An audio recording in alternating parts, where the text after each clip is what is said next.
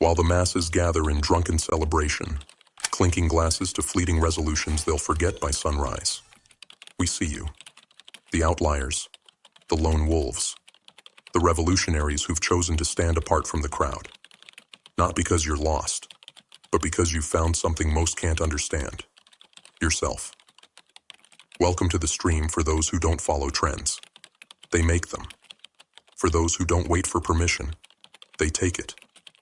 This is your time, your launch pad, your moment to blast off and leave the herd behind. Let us begin. Welcome back, GrimFace family.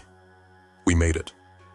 Another year in the books, another chapter closed, and today, we're starting the next one stronger than ever. As of this moment, we've hit 20,000 subscribers, our goal before the first of the year, and we couldn't have done it without every one of you.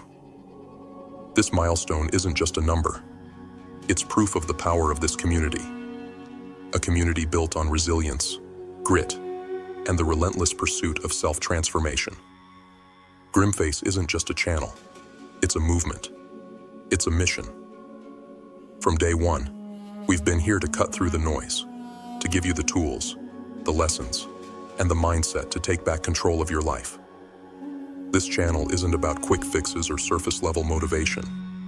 It's about raw truth, brutal honesty, and the kind of change that shakes you to your core.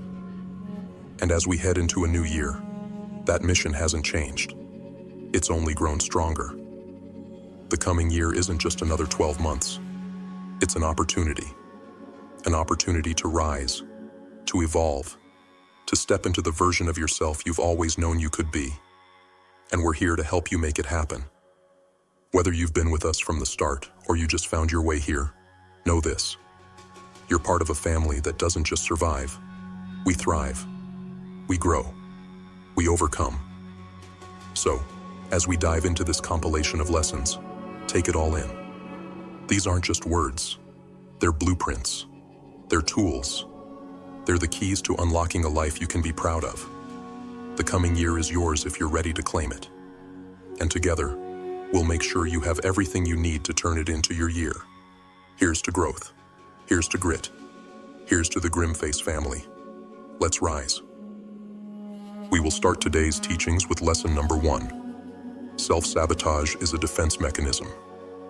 Let us dive into the shadowlands of the mind, where self-sabotage lurks like a cunning predator, feeding off your fears, your insecurities, and your unmet needs.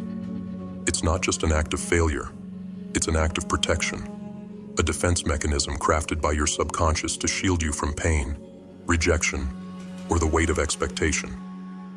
But here's the truth you must confront. That shield is a double-edged sword. It doesn't just block the dangers, it blocks the light, the growth, the transformation you so desperately seek. And yet, we cling to it. Why? Because it's easier to stay in the comfort of our own misery than to risk the unknown. Self-sabotage isn't random. It's calculated. It's rooted in the stories you've told yourself. Stories of inadequacy, failure, or unworthiness. Perhaps someone told you that you weren't good enough.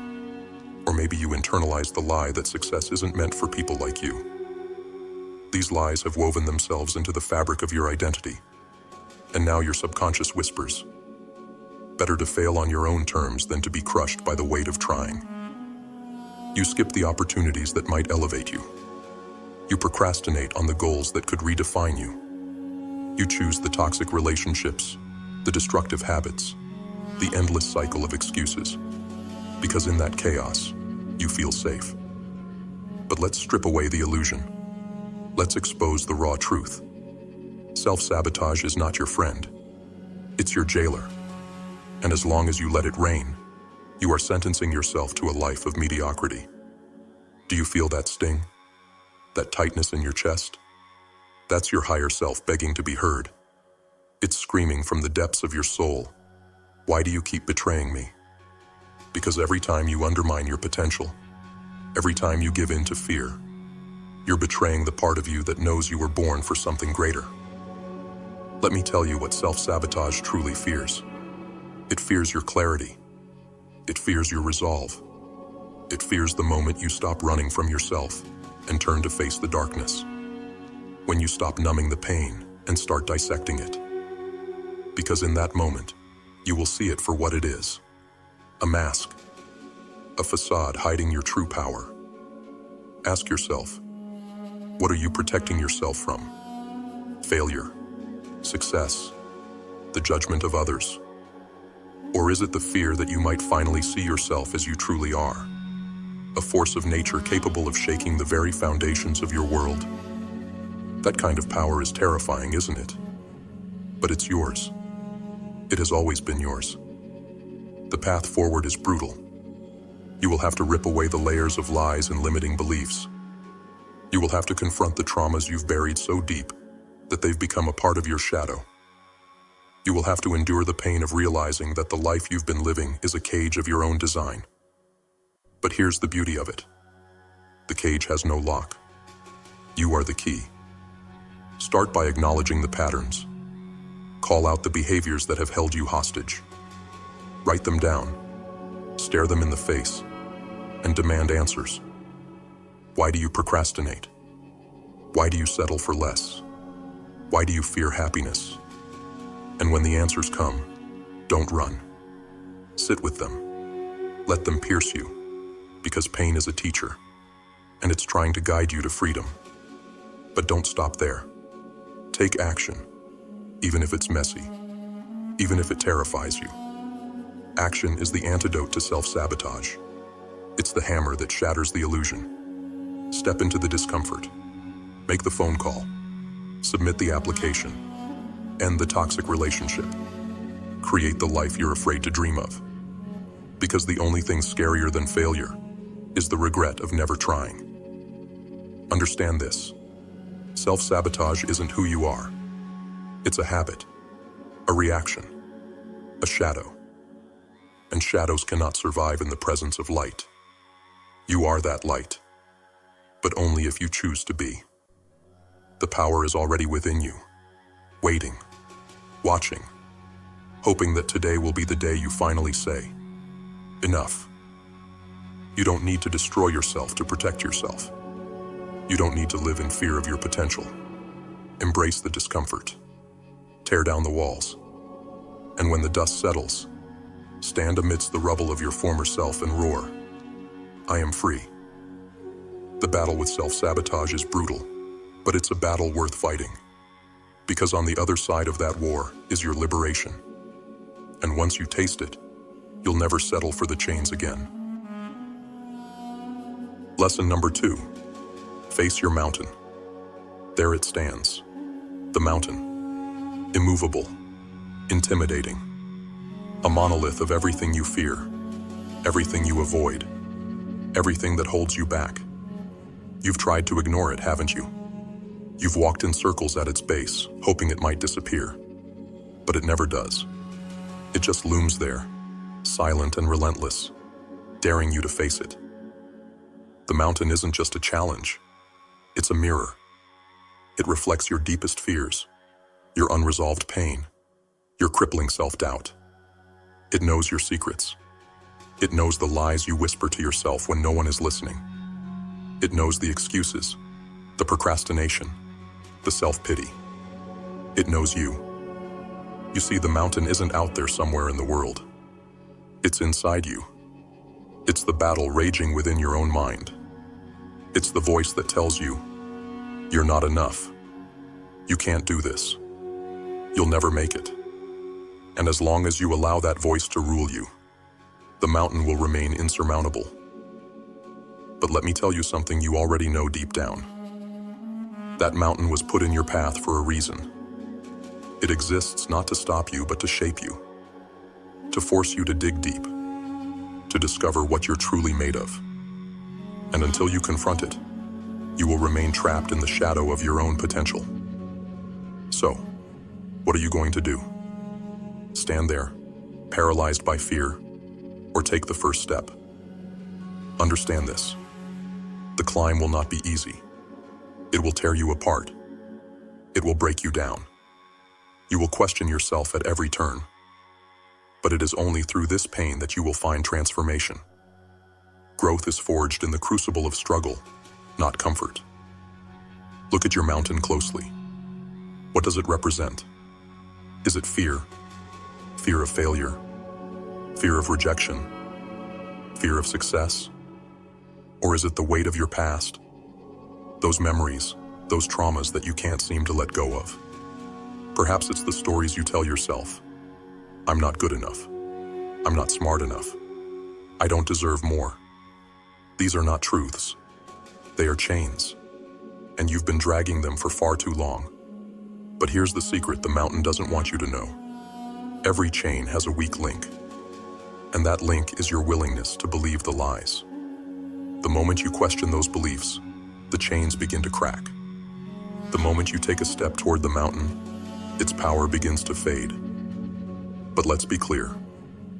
Facing the mountain means facing yourself. It means stripping away every facade, every excuse, every comfort you've clung to. It means looking into the darkest corners of your soul and asking, why am I so afraid?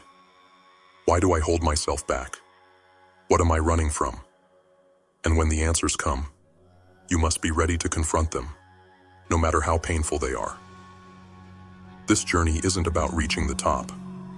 It's about what happens as you climb. It's about the strength you build with every step, the resilience you forge with every setback, the courage you summon when the voices in your head scream for you to quit. The summit is not the prize. You are.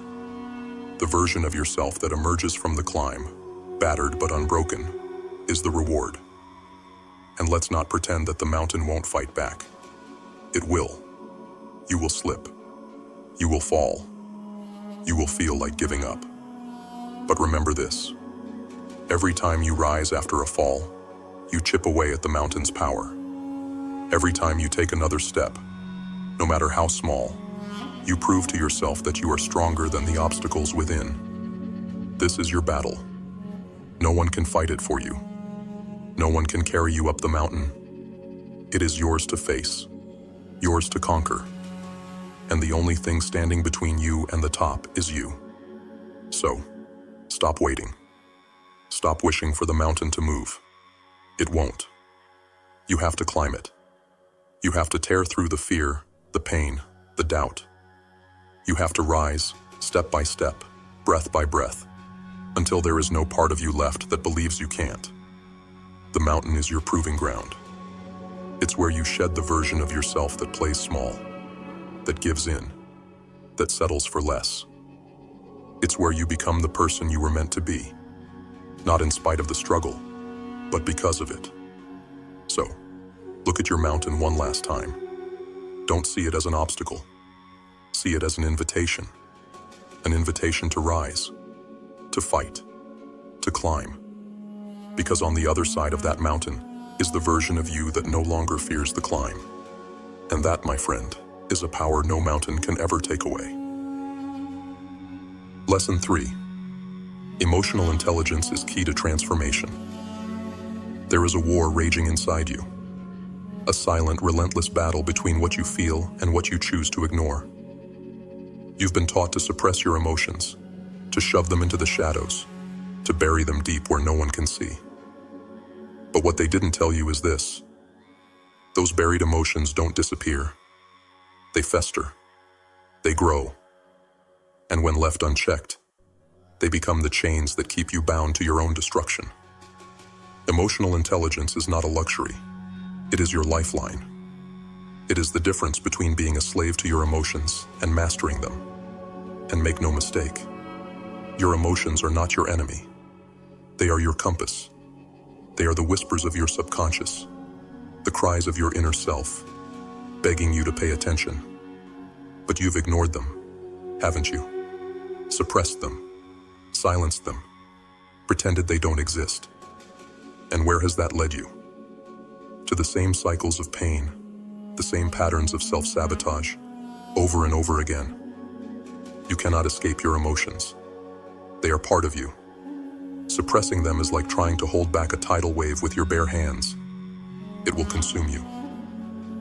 But here's the truth you've been avoiding. Those emotions, no matter how dark, how painful, how overwhelming, are the key to your transformation. To heal, you must feel. To grow, you must face the storm within. Look back at your life. How many times have you lashed out? Not because of the situation in front of you, but because of the wounds you've refused to heal. How many opportunities have you missed? How many relationships have you destroyed because you couldn't process what you were feeling? And how much longer will you let your unspoken fears, your unprocessed pain, dictate your destiny? Emotional intelligence isn't about controlling your emotions. It's about understanding them. It's about stepping into the fire of your own feelings and asking, what are you trying to teach me? Your anger, your sadness, your fear, they all have a purpose. They are signals, messages from the deepest parts of your being, guiding you toward what needs to be addressed, what needs to be healed. But be warned, this journey is not for the faint of heart. Facing your emotions means facing your truths. It means confronting the parts of yourself you've been running from. It means admitting that you've been carrying pain that doesn't serve you, beliefs that limit you, and patterns that destroy you. It means ripping off the mask and exposing the raw, unfiltered you. And yes, it will hurt. Growth always does. But what's the alternative? To remain in the endless loop of suppression and sabotage? To let your unresolved emotions drag you down, like anchors tied to your soul? You can't outsmart them. You can't outrun them. The only way out is through. You must dive into the depths of your pain, your anger, your fear, and emerge on the other side stronger, wiser, transformed. Emotional intelligence is the weapon you need to win this war. It is the power to recognize your triggers, to understand why you react the way you do, to process your emotions instead of being controlled by them. It is the power to break free from the patterns that have held you hostage for far too long. So ask yourself, are you willing to do the work? Are you willing to stop numbing, stop avoiding, stop pretending? Are you willing to feel the pain, the discomfort, the fear, so that you can finally release it? Because that is the price of transformation. And if you're not willing to pay it, you will remain exactly where you are, trapped in the prison of your own unhealed wounds. But if you dare to face it, if you dare to embrace your emotions instead of running from them, you will discover something extraordinary. Freedom. The freedom to live without the weight of the past. The freedom to create a future unshackled by fear. The freedom to become the person you were always meant to be.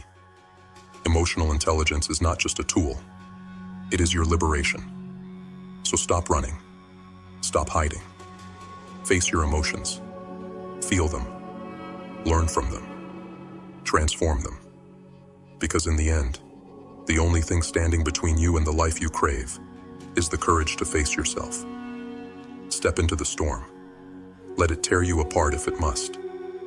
And when it passes, you will emerge, not as the person you were, but as the person you've been waiting to become. This is the power of emotional intelligence, and it is yours, if you're brave enough to claim it. Lesson 4. Your subconscious mind drives your actions. There's a silent puppeteer pulling your strings, guiding your every move, every choice, every decision. It hides in the shadows of your mind, unseen yet ever present. It is your subconscious, a force so powerful it shapes the very fabric of your reality, and yet most of us remain blind to its grip. You think you're in control. You think your choices are your own. But the truth is, you're running on a script you didn't write. A script handed to you by your past, by your pain, by the lies you've been told, and the ones you've told yourself. This script dictates who you are, what you're capable of, and what you deserve. And until you challenge it, you will remain its prisoner. Look around you. The life you're living right now, the struggles you face, the goals you've abandoned, they are not accidents. They are the echoes of your subconscious beliefs. If you've been telling yourself that you're not good enough, not smart enough, not worthy enough, then your subconscious has been hard at work proving you right. It doesn't care whether these beliefs serve you. It only knows to obey them. Think about it. How many times have you sabotaged your own progress without even realizing it? How many opportunities have you let slip through your fingers because some part of you whispered, "You're not ready. You're not capable. You don't deserve this"? That voice isn't your enemy. It's your subconscious, clinging to the programming it's been fed for years. But here's the brutal truth. Your subconscious doesn't care about your dreams. It doesn't care about your goals. It only cares about survival. And survival often means staying within the confines of the familiar, no matter how painful or limiting that familiarity may be. Your subconscious clings to the past because the past is safe. It clings to the lies because the lies are comfortable. But comfort is a slow death. And you were not put on this earth to slowly decay in the prison of your own mind. You were meant to rise, to break free, to rewrite the script that has been holding you back. But to do that, you must first confront the darkness within. You must look inward, into the depths of your subconscious, and uncover the beliefs that drive you. Why do you act the way you do? Why do you fear success? Why do you cling to failure? These are not questions for the faint of heart, because the answers will expose the raw truth of who you've become. But only by shining a light on these hidden beliefs can you begin to dismantle them. This will not be easy. Rewriting your subconscious is a battle, and the enemy is deeply entrenched. These beliefs have been with you for years, perhaps even decades. They have shaped your identity. To tear them down will feel like tearing down a part of yourself. But that's exactly what needs to happen. You cannot become the person you want to be while clinging to the person you were. Start by identifying the lies. Write them down. I'm not good enough. I'll never succeed. People like me don't achieve great things.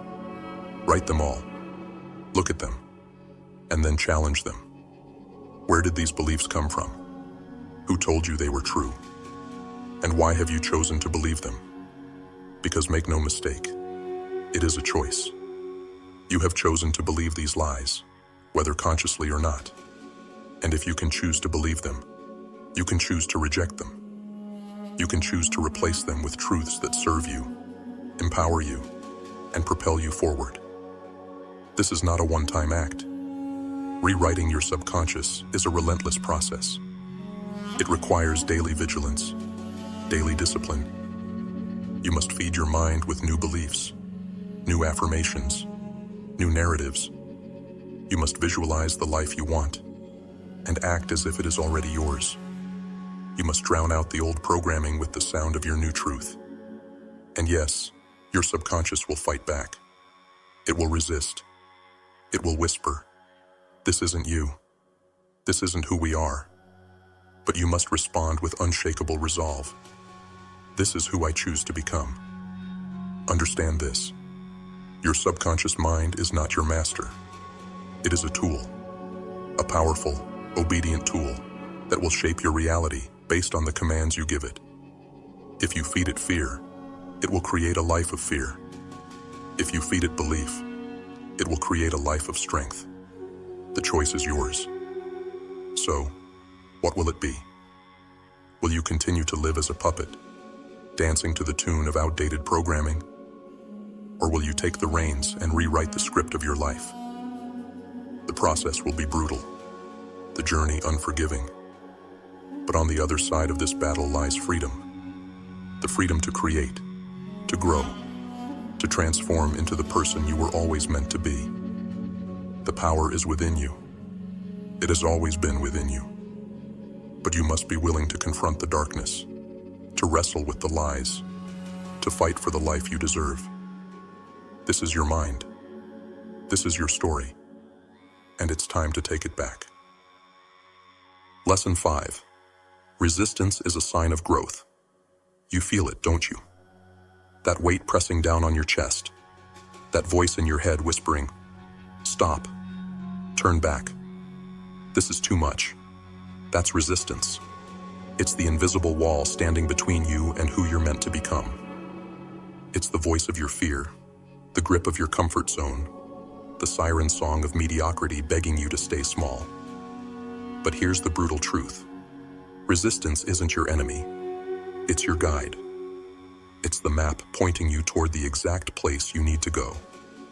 If you feel resistance, you're not running from danger. You're running from growth. Resistance exists to test you, to push you, to break you down so you can be rebuilt stronger. It's the fire that forges the sword, the storm that sharpens the oak. You think discomfort is a warning sign, a signal to stop, to retreat. But discomfort is the birth pain of transformation. Growth does not come in the warm embrace of safety. It comes in the jagged edge of challenge. If it feels hard, if it feels terrifying, if it feels impossible, good. That's how you know you're on the right path. Resistance shows up when you're about to do something that matters. When you're about to step outside the narrow confines of the life you've settled for. When you're about to confront the truth of your potential. And make no mistake, your potential terrifies you. Not because it's unattainable, but because it demands everything from you. It demands that you let go of who you are to become who you were meant to be. But what do you do when resistance shows its face? You shrink. You hesitate. You find excuses. You cling to the lie that you're not ready, that the timing isn't right, that you'll try again tomorrow. And in doing so, you let resistance win. You let it rob you of your growth, your power, your destiny. Not anymore. Today, you will make a choice. You will choose to lean into the discomfort, to embrace the resistance. You will stop running from the pain and start running toward it. Because the pain is not there to destroy you. It's there to transform you. Every time you feel resistance, it's a signal, a challenge, a door waiting to be kicked down. And you must kick it down. Again and again and again. Yes, it will hurt. Growth always does. You will feel like you're tearing yourself apart. And in a way, you are. You're tearing apart the old you. The version of yourself that was too afraid, too small, too complacent to take on the mountain. That version has no place in your future. Let it die. Stop seeking ease. Stop running toward what feels good, what feels safe. Safety is a cage, and comfort is the lock. You weren't made for comfort. You were made for conquest. You weren't made to sit idly by, to tread water, to live the same day over and over again. You were made to climb, to fight, to burn brighter and hotter with every step. And resistance is the fuel that will light that fire. Do you know why you feel resistance? Because you're stepping into the unknown. Because you're doing something that challenges the version of yourself that wants to stay in control. But here's the thing about the unknown. It's where everything you want is waiting. Your dreams, your power, your transformation. They don't live in the comfort zone. They live in the wilderness, on the other side of the wall of resistance. So, lean in. Feel the fear. Feel the doubt. Feel the resistance clawing at you, begging you to stop. And then keep going. Keep pushing. Keep fighting. Because every step you take into that discomfort, you grow. Every time you face the resistance and move through it, you evolve. Every time you refuse to quit, you become something greater. The resistance is not here to stop you. It's here to reveal you. To strip away the illusions, the excuses, the lies you've told yourself. To show you what you're truly capable of when you stop running and start rising. So the next time you feel resistance, don't flinch. Don't retreat. Don't let it win. Stand tall. Stare it in the face and say, I see you. I feel you. But you will not stop me. Because resistance is not the end of the road. It is the beginning of your transformation. And every time you lean into it, you take one step closer to becoming unstoppable. Lesson 6. Transformation is a process, not a destination. Transformation, it's the promise we chase, the dream we cling to, the ideal we romanticize. We all want it, don't we? To change, to evolve, to shed the skin of who we were and step into the power of who we could become. But here's the truth no one wants to admit. Transformation is not a moment of glory. It's not a finish line. It's not a single breakthrough that suddenly makes everything fall into place. No, transformation is a process. It's a relentless, unforgiving journey. A journey that will strip you bare, test your resolve, and force you to face the darkest parts of yourself. It doesn't happen overnight. It doesn't come easily. And it doesn't care how badly you want it. It demands more than you think you have to give. And then it demands even more. This process will break you. It will drag you through the depths of your failures, your insecurities, your weaknesses. It will force you to confront every flaw, every mistake, every scar you've tried to hide. It will show you who you really are, not the version you pretend to be, but the raw, unfiltered truth. And that truth is painful. It's ugly. It's terrifying. But it's necessary. Because you cannot transform without destruction. You cannot build the person you want to be without tearing down the person you were. Every step forward will feel like a battle. Every inch gained will come at a cost. You will stumble. You will fall. You will question whether it's worth it. And that's exactly the point.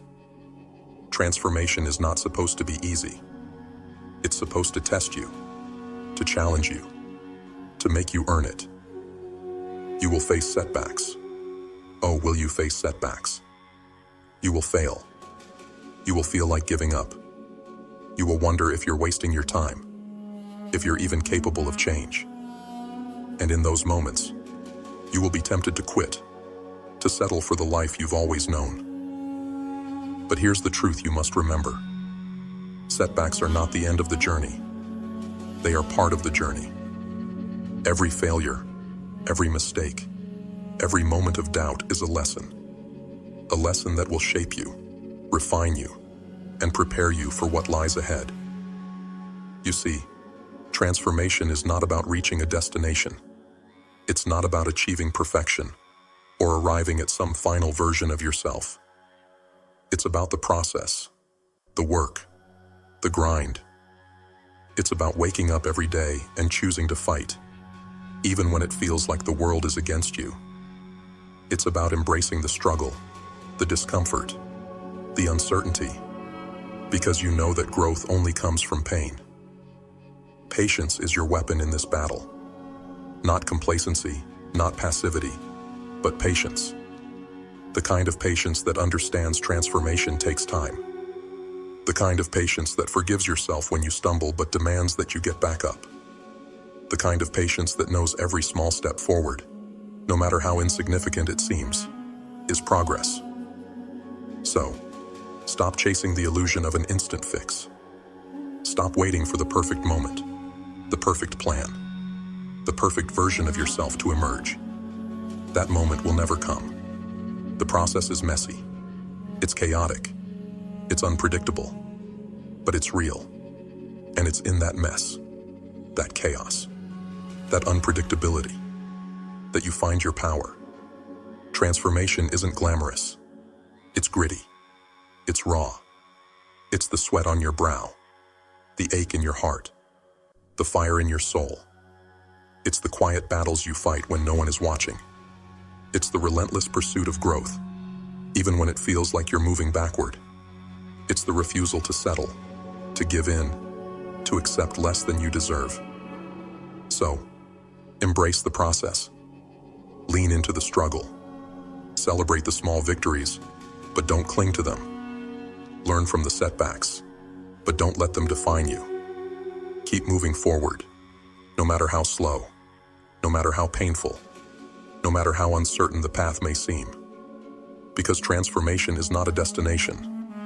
It's a journey that will never truly end. And that's the beauty of it.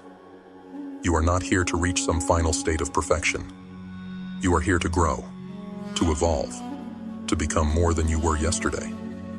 Every step, every stumble, every moment of doubt is part of that journey. And as long as you keep moving, you are transforming. So ask yourself, are you willing to endure the process? Are you willing to fight, to fail, to rise again, knowing there is no finish line? Are you willing to dedicate yourself to a lifetime of becoming, rather than a fleeting moment of arrival? If the answer is yes, then you are already on the path. Stay on it. Fight for it. Live for it. Because transformation is not about where you're going. It's about who you become along the way. And that, my friend, is the truest measure of your power. Lesson 7. You are responsible for your own healing. No one is coming to save you. Let that sink in. No one is going to climb into the wreckage of your pain, your trauma, your shattered dreams, and put the pieces back together for you. The world doesn't work that way. It never has, and it never will. The weight you carry, it's yours. The mountain in front of you, it's yours to climb. The scars you wear, they're yours to heal. And that truth, cold and unforgiving as it is your power. You see, healing isn't a gift someone gives you. It isn't something you find in the fleeting comfort of others, or in the numbing distractions you cling to. Healing is a choice. A brutal, relentless choice that you must make every single day. A choice to face your pain instead of running from it. A choice to confront your demons instead of letting them control you. A choice to take ownership of the broken pieces and forge them into something stronger, something unbreakable. Yes, it's unfair. Yes, you may be carrying burdens you didn't ask for, wounds inflicted by others, traumas that weren't your fault. But fair or not, those wounds are yours now. No one else can feel the ache in your chest. No one else can silence the voices in your head.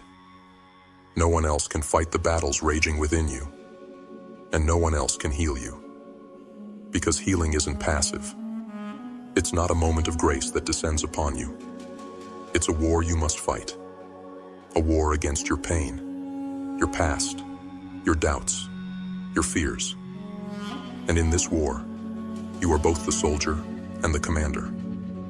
You are the one who must choose to rise, again and again, no matter how many times you fall, no matter how deep the wounds, no matter how heavy the weight, you must rise.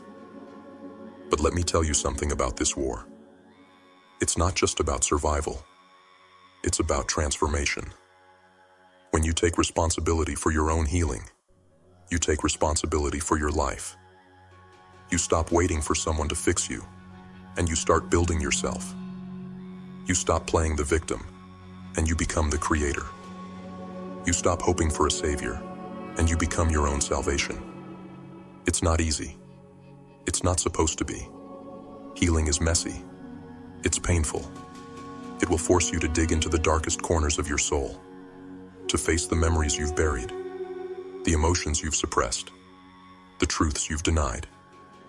It will demand that you take an unflinching look at yourself, not just at the wounds, but at the ways you've kept them open, the habits, the patterns, the self-sabotage.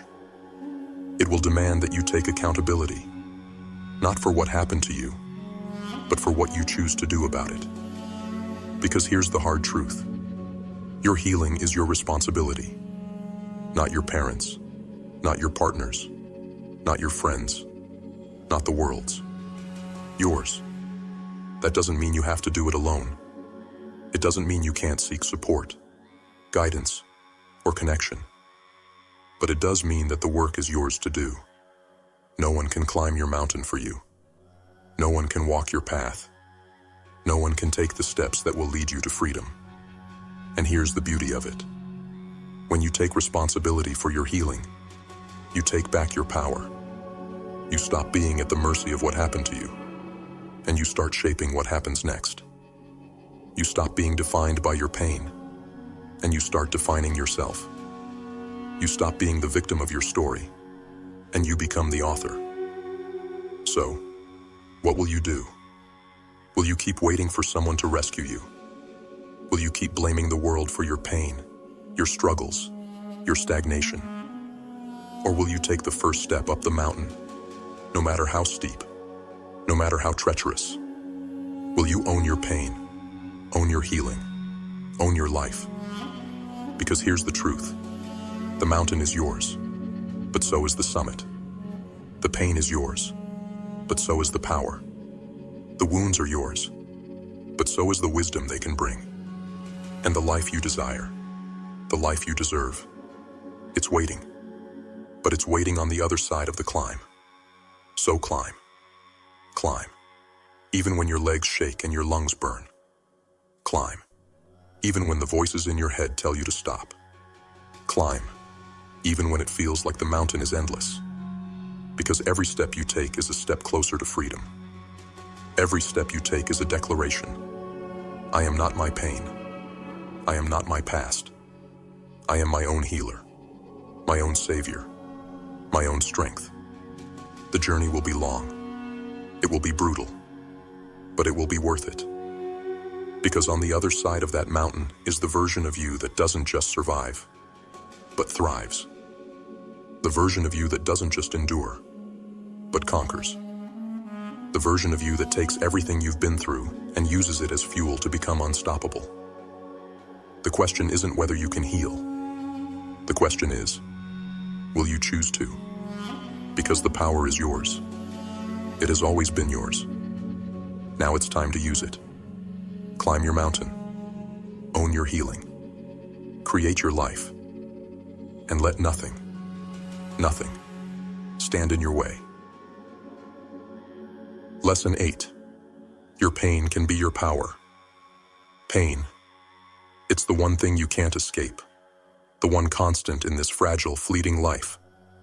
It cuts through you like a blade, leaves scars you can't erase, and whispers lies that you're weak, broken, and unworthy. You've felt it, haven't you? That hollow ache, that suffocating weight, that burning rage. Pain has shaped you, twisted you, made you question everything you are. But here's the truth you've been running from. Your pain is not your curse. It is your power. Let that sink in. The world has conditioned you to see pain as the enemy, as something to avoid, suppress, or numb. They tell you to move on, to stay strong, to plaster on a fake smile and pretend it doesn't exist. But pain doesn't work that way.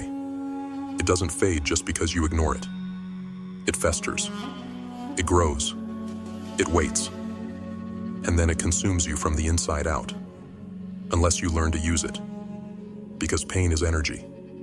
Raw, untamed, unrelenting energy. It can destroy you, yes, but it can also build you into something you never imagined. Pain is a fire, and you have a choice.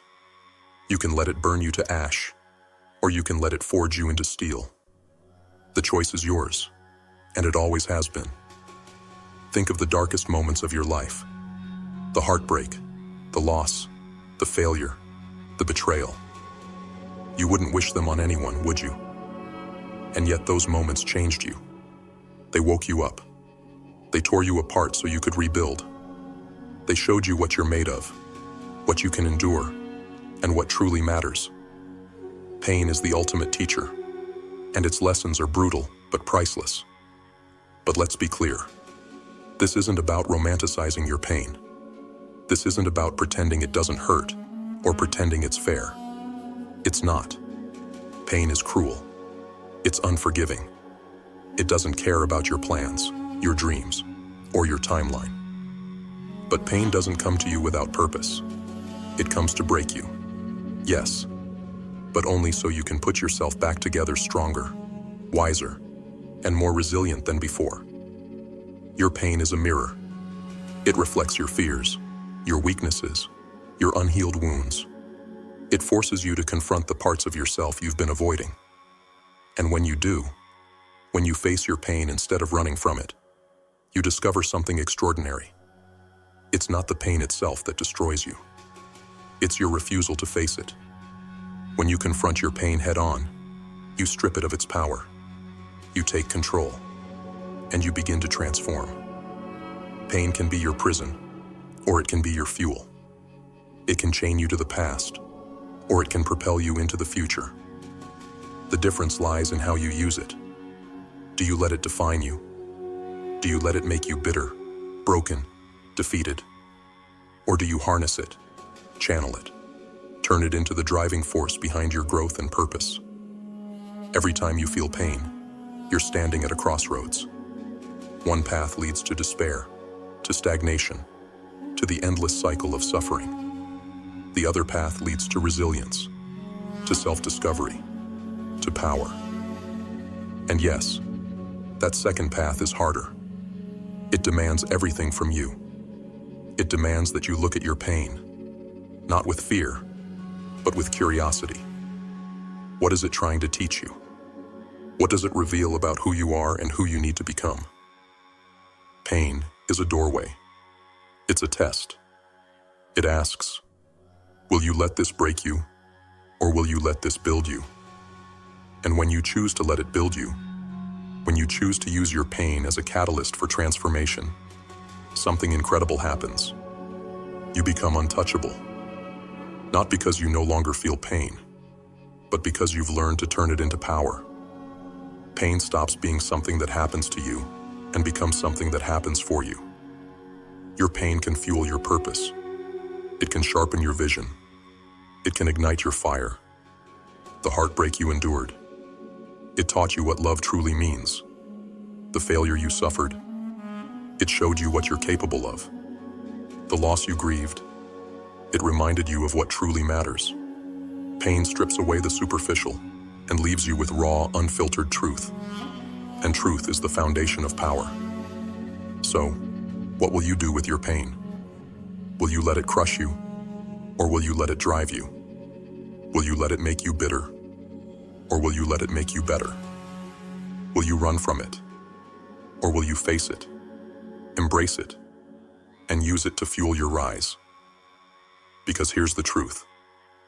The greatest strength comes not from a life free of pain, but from a life that turns pain into power.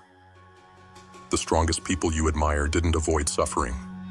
They endured it, learned from it, and rose above it.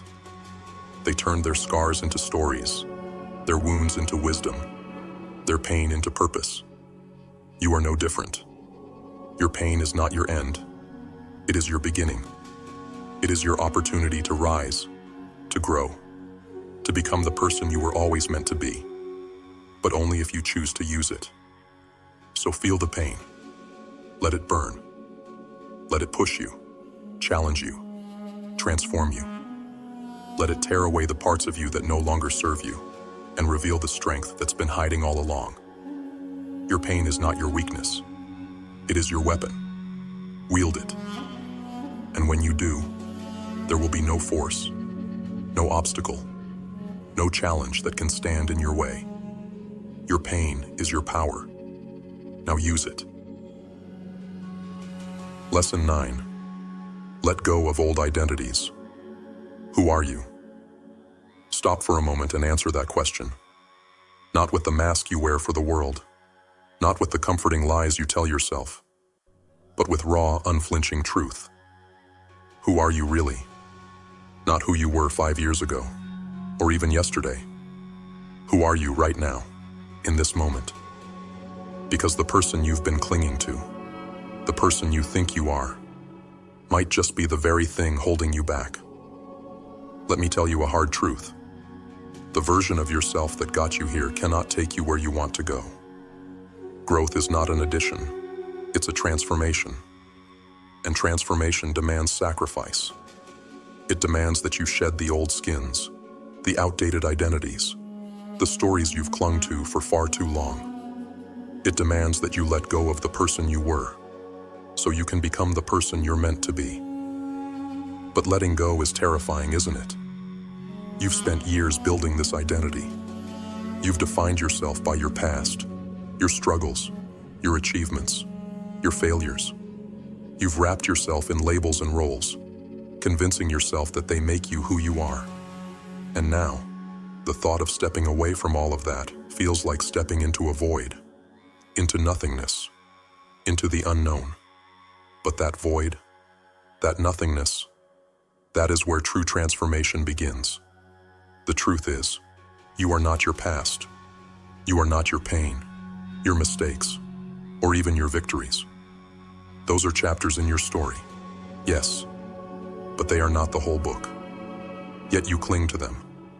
You clutch at these old identities like a lifeline, afraid that without them, you'll have nothing left.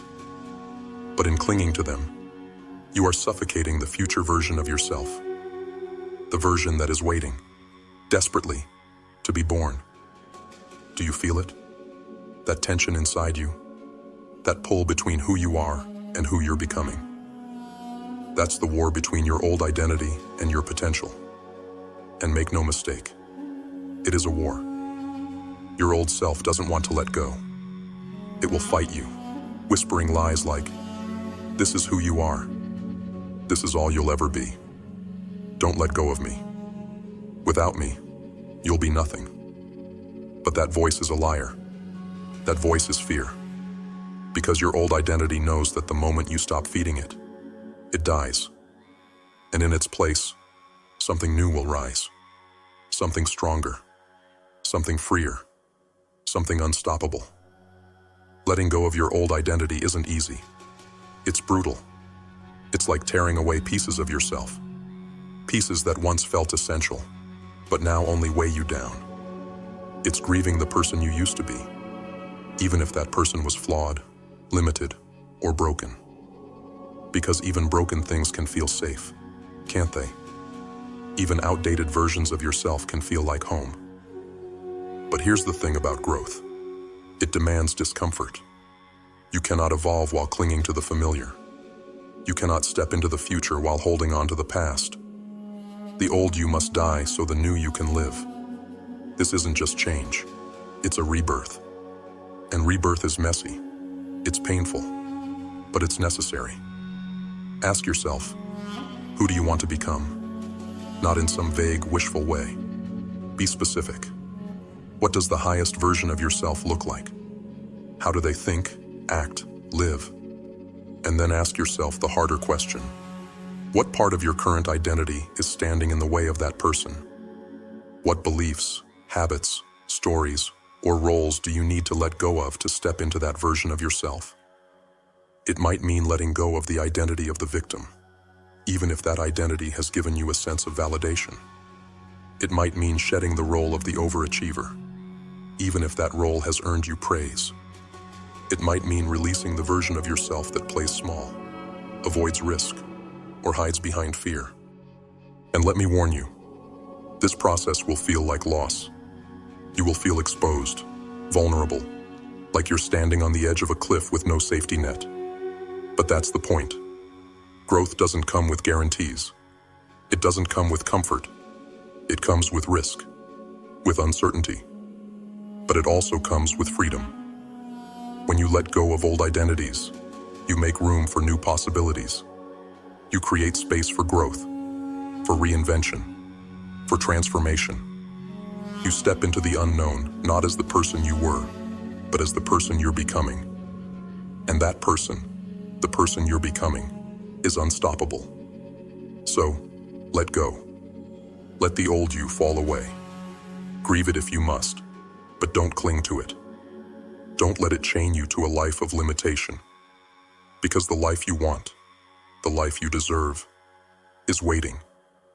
And the only thing standing between you and that life is your refusal to let go of who you were. You are not your past.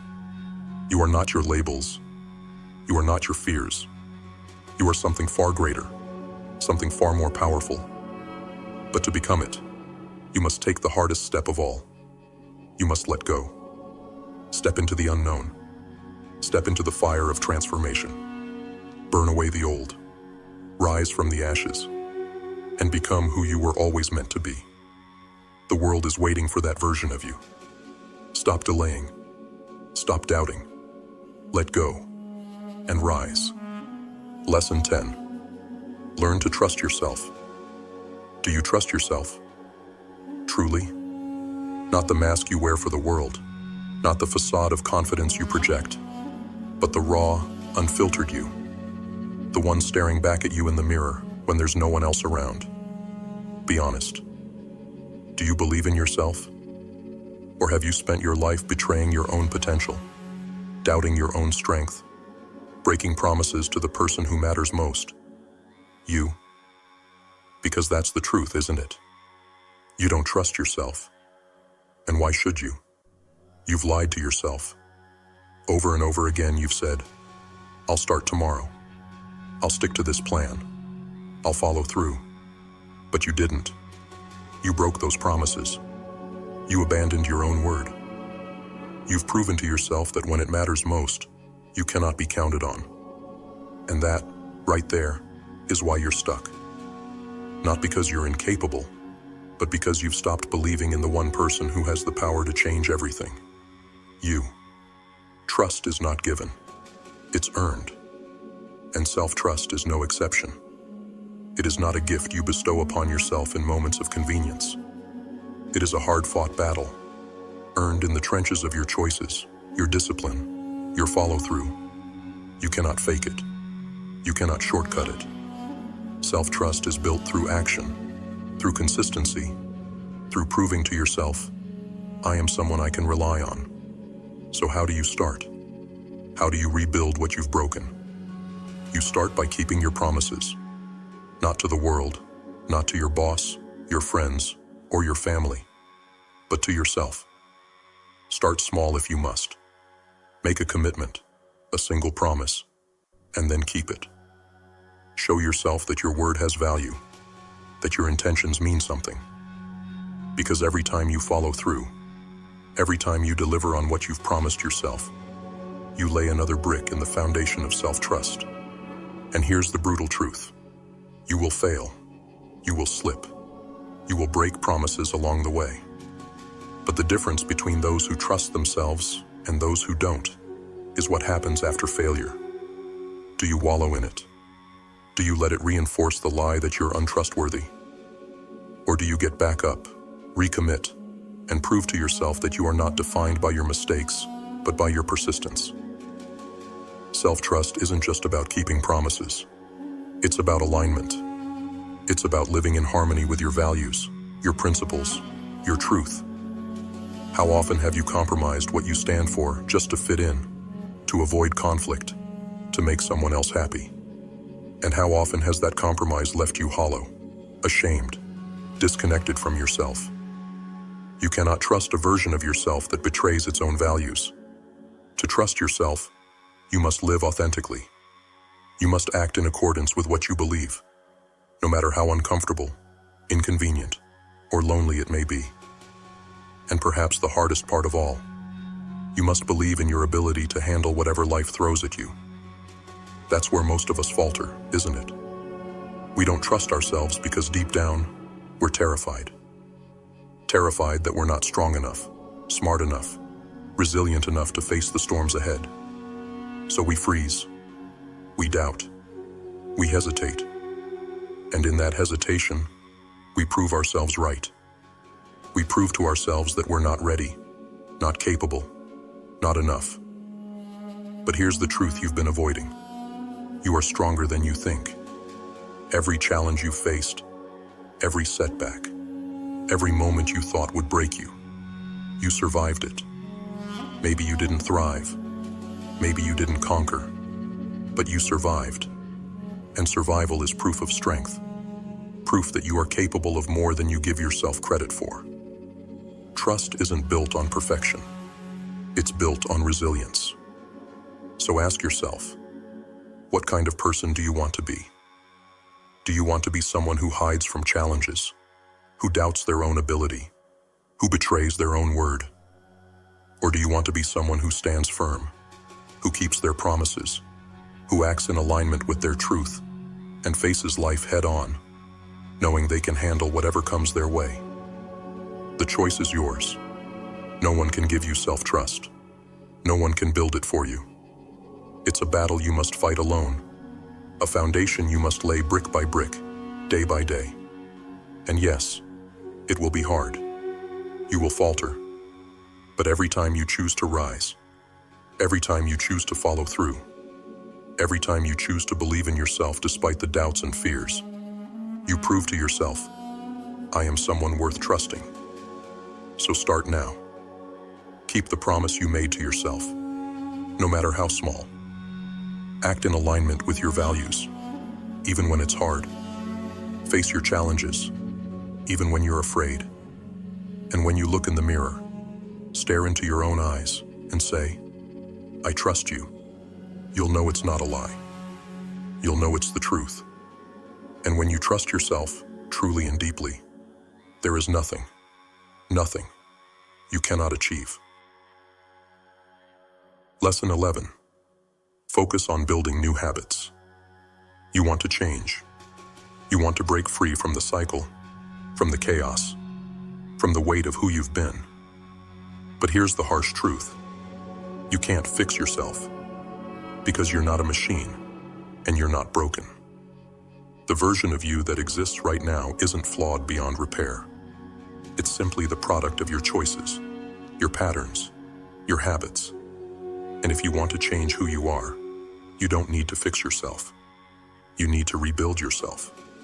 You are what you do, not what you think, not what you hope, not what you promise yourself in moments of fleeting motivation. You are the sum total of your habits, those small, seemingly insignificant actions you repeat every single day. They define you. They shape you. They build the foundation of your life. And if that foundation feels weak, it's not because you're broken. It's because the habits you've built aren't aligned with the person you want to become. Stop wasting your energy trying to fix yourself. Stop obsessing over your flaws, your failures, your shortcomings. That focus only traps you in the identity of someone who isn't enough, someone who needs fixing.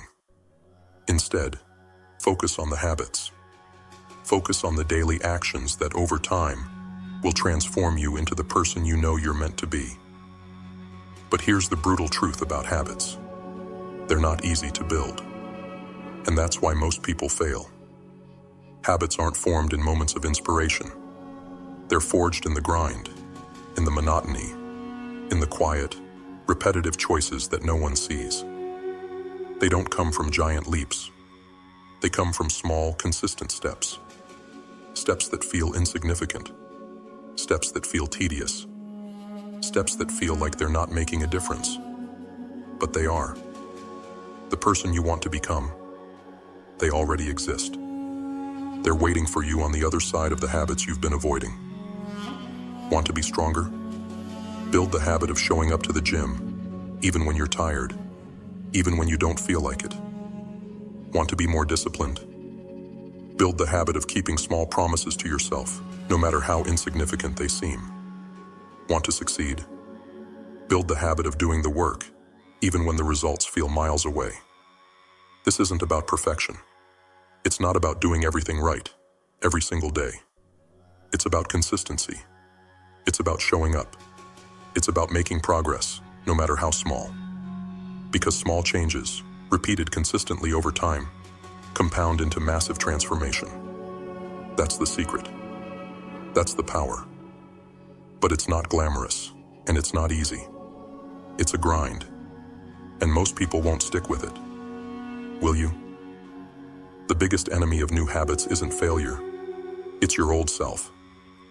The version of you that's comfortable, that's used to the way things are, that resists change because change is uncomfortable.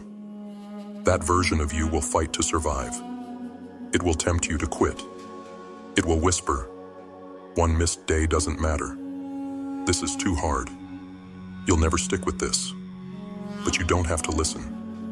Because every time you choose to act in alignment with your new habits, you weaken the grip of your old self. Every time you show up, even when it's hard, even when it feels pointless, you take one step closer to becoming the person you want to be. Understand this. Habits are not about who you are now. They're about who you're becoming. Each habit is a vote for the future version of yourself. Each small action, no matter how insignificant it feels, is a step toward that person. And every time you choose not to act, every time you skip a day, every time you give in to the excuses, you cast a vote for the old version of yourself. Who are you voting for? The person you were, or the person you're becoming? So, Start small. Start now. You don't need to overhaul your entire life in a single day. You don't need to transform overnight. Pick one habit, just one. Commit to it. Make it part of your identity. And once it's solid, add another. Layer by layer, brick by brick, you will rebuild yourself. And one day, you'll look back and realize the person you used to be is nothing more than a distant memory. This is not a quick fix. This is not easy. But this is how real transformation happens. Not in giant leaps, but in small, consistent steps. Not in moments of inspiration, but in the daily grind. Not by trying to fix who you are, but by focusing on who you're becoming. So, stop waiting. Stop doubting. Stop telling yourself you'll start tomorrow. Start today. Build the habits. Cast the votes. Take the steps. Because the person you want to be is waiting. And every small choice you make brings you one step closer to them. You are not broken. You are becoming. Now go. Building rise. Transformation.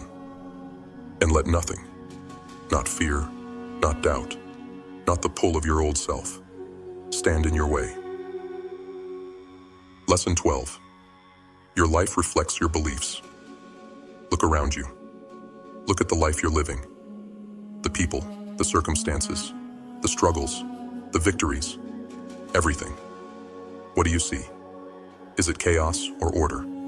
Success or stagnation? Fulfillment or emptiness?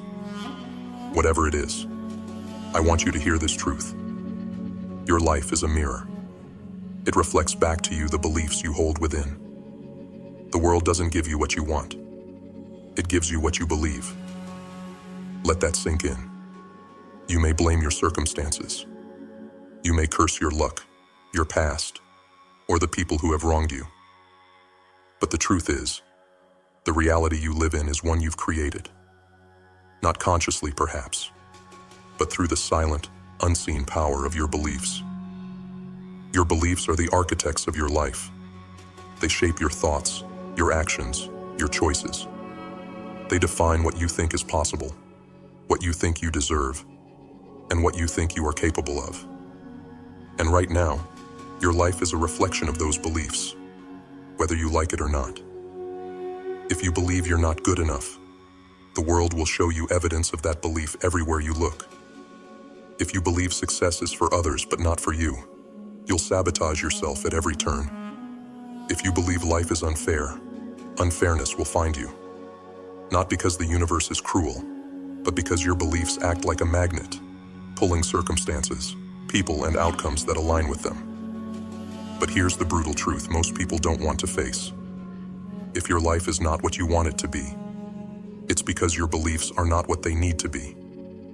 You are not a victim of circumstance. You are the creator of your reality. And if you want to change your life, you must first change the beliefs that shape it. This is not easy. Beliefs are deeply ingrained, forged in the fires of your past experiences, your fears, your conditioning. They feel like truth, even when they're nothing more than illusions. They whisper in your ear, "This is who you are. This is all you'll ever be." And the more you listen, the more they solidify, becoming the walls of the prison you've built for yourself. But here's the thing about walls. They can be torn down. To change your beliefs, you must first confront them. You must drag them into the light and ask yourself, why do I believe this? Where did this belief come from? And most importantly, is it true? Most of the time, you'll find that it's not. Most of the time, you'll find that these beliefs are not your own. They were handed to you by others, by society, by your upbringing, by people who themselves were trapped by their own limiting beliefs. And once you see these beliefs for what they are, lies, you can begin to rewrite them. This is the hard part. Rewriting your beliefs is not a one-time act. It's a daily battle, because your old beliefs will fight to survive. They will cling to you, pull you back, whisper in your ear, "You can't change. This is who you are," but you must fight back. And the weapon you wield in this battle is your mind. Start by feeding your mind new beliefs. Tell yourself, I am enough. I am capable. I am worthy of success, of happiness, of love. It will feel like a lie at first. That's normal, because your old beliefs are still strong, and they will resist. But the more you repeat these new beliefs, the more you act in alignment with them, the stronger they will grow. And over time, they will replace the old ones. But don't stop there. You must also act. Beliefs alone are not enough. They must be backed by action. If you believe you are capable, prove it to yourself by taking a risk. If you believe you are worthy, set boundaries and demand respect. If you believe you can succeed, work relentlessly toward your goals. Every action you take in alignment with your new beliefs strengthens them, solidifies them, makes them real. And as your beliefs change, so will your life. Slowly, subtly at first, and then dramatically. The world will begin to mirror your new mindset. Opportunities will appear where there were none. Challenges will become stepping stones. The life you once thought was out of reach will become your reality. Not because the world changed, but because you did. But make no mistake, this is not a quick fix. This is not easy. Changing your beliefs is one of the hardest things you will ever do. It requires brutal honesty, relentless effort, and unshakable faith in your ability to create a new reality. But it is worth it, because the life you desire, the life you deserve, is waiting on the other side of those limiting beliefs. So stop blaming the world. Stop blaming your circumstances.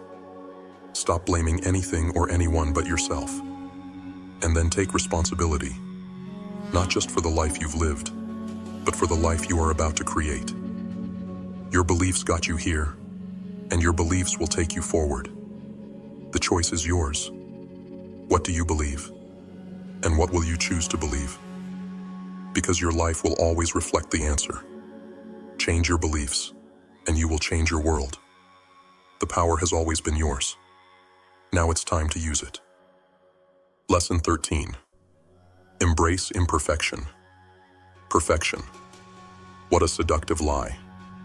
The promise of flawlessness, of being untouchable, of being worthy. You chase it, don't you? You hold yourself to impossible standards, convincing yourself that only when you're perfect will you finally deserve the life you crave. But here's the harsh truth.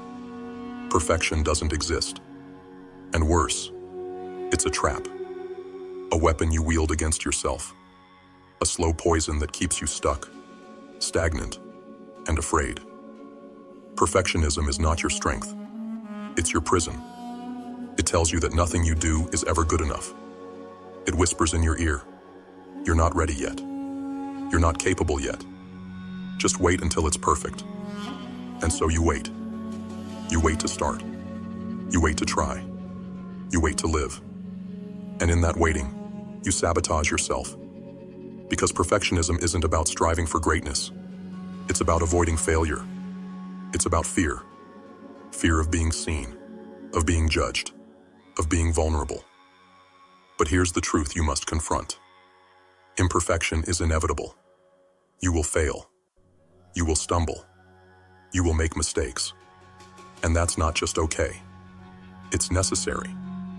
Because growth doesn't happen in the pursuit of perfection. It happens in the mess, in the struggle, in the chaos of learning, falling, and rising again. The very imperfections you try so hard to hide are the cracks through which your strength is born. So why do you cling to this illusion of perfection? Is it because you think it will protect you? That if you're perfect, no one can criticize you, no one can reject you, no one can hurt you? Let me tell you something. Perfection doesn't make you invincible. It makes you invisible. The pursuit of perfection keeps you small, keeps you silent, keeps you hidden. It robs the world of your authenticity, your humanity, your power. The world doesn't need your perfection. It needs your truth. It needs the raw, unfiltered, imperfect version of you. The version that tries and fails, that learns and grows, that dares to show up even when it's messy and incomplete. That's where your power lies. Not in being flawless, but in being real. Not in never falling, but in always getting back up. Embracing imperfection is not about settling. It's not about giving up or lowering your standards. It's about recognizing that your worth isn't tied to being perfect. It's about giving yourself permission to be human, to make mistakes, to try anyway. It's about understanding that progress matters more than perfection, and action matters more than endless preparation. But let's be clear, this isn't easy. Perfectionism is a seductive voice, and it will fight to keep its hold on you. It will tell you, just wait. Just tweak this one thing. Just make it a little better. But you must resist. You must act in spite of the fear, in spite of the doubt, in spite of the voice that tells you it's not ready yet. Because the truth is, it will never be perfect. And if you wait for perfection, you'll wait forever. Start now. Start messy. Start scared. Start with the knowledge that it won't be perfect. And do it anyway.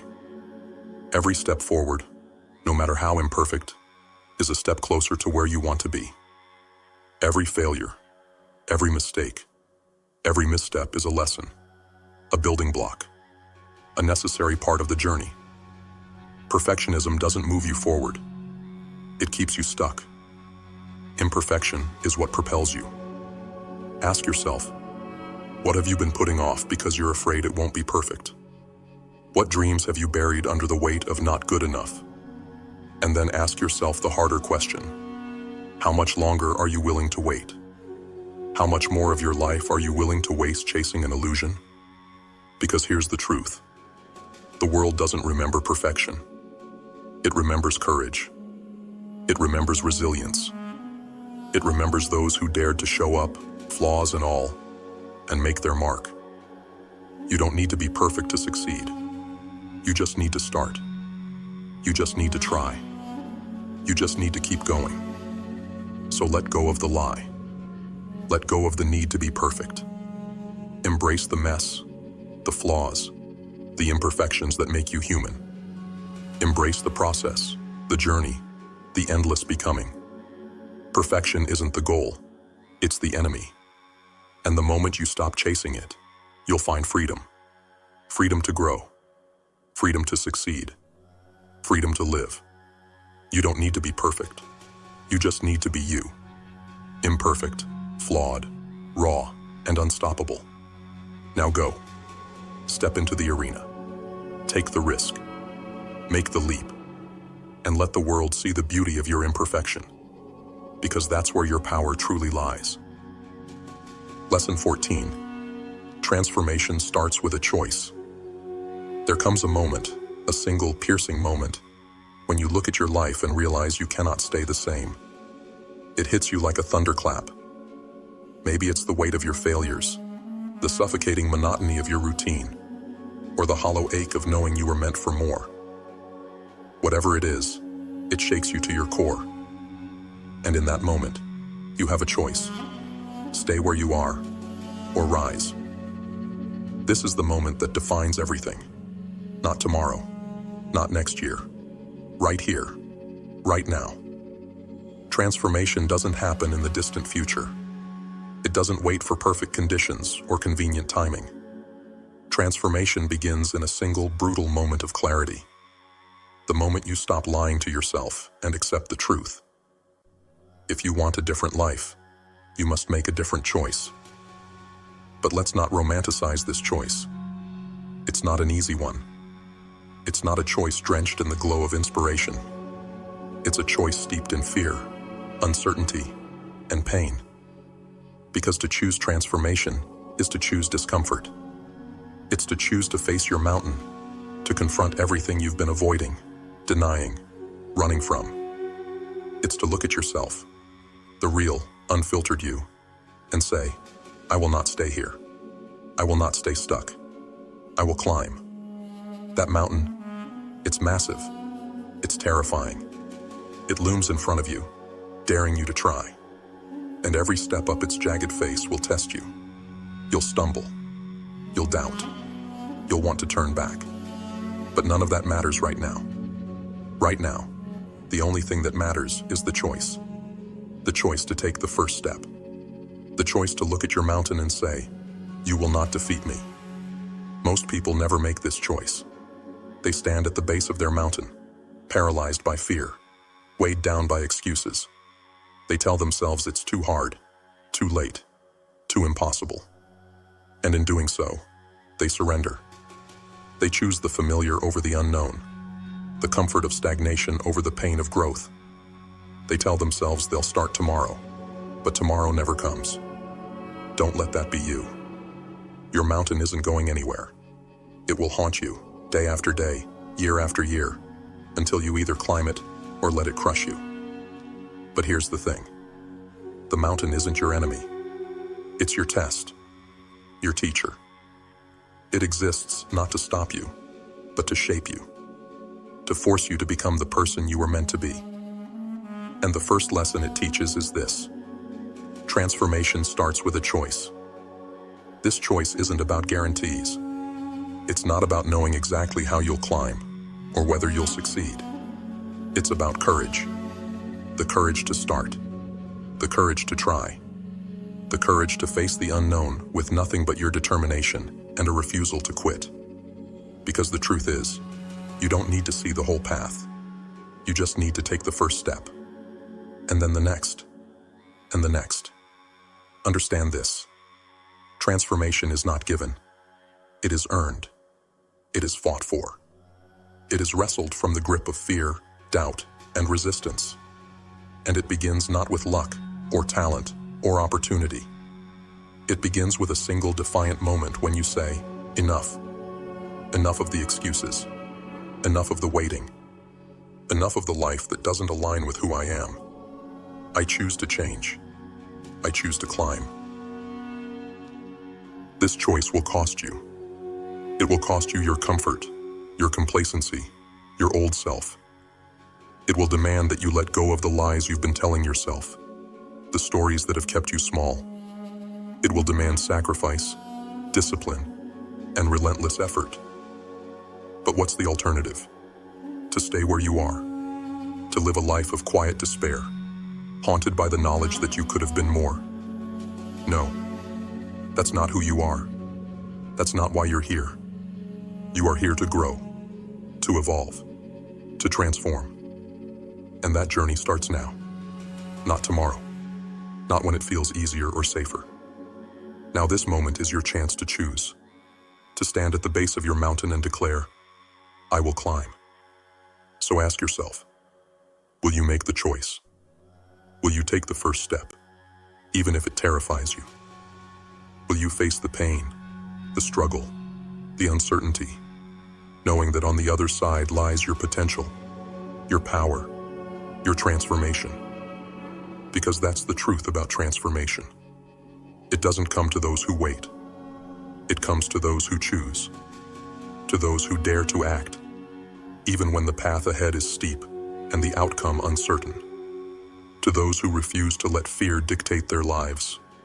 This is your moment. This is your choice. Stand at the base of your mountain, feel the fear, and take the step anyway. Because transformation isn't something that happens to you. It's something you create. And it starts right here, right now, with a single powerful choice. So make it. Climb. Transformation. Become. The person you're meant to be is waiting on the other side. Don't keep them waiting. You've made it to the end, and for that, we owe you our deepest gratitude. Sticking with us, watching, absorbing, and walking this path alongside us. That's what separates those who simply dream from those who are ready to act.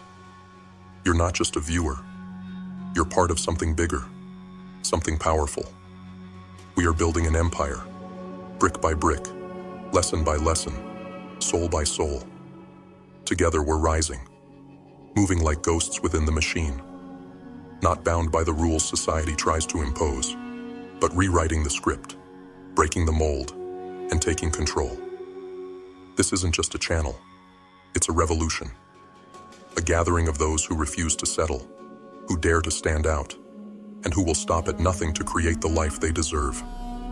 If this resonated with you, if you're ready to rise with us and be part of something unstoppable, then don't just watch from the sidelines. Hit that subscribe button and join the journey. We're not here to fit in, we're here to take over. So, to those who've been here since the beginning, and those who've just joined, we see you. We're grateful for you.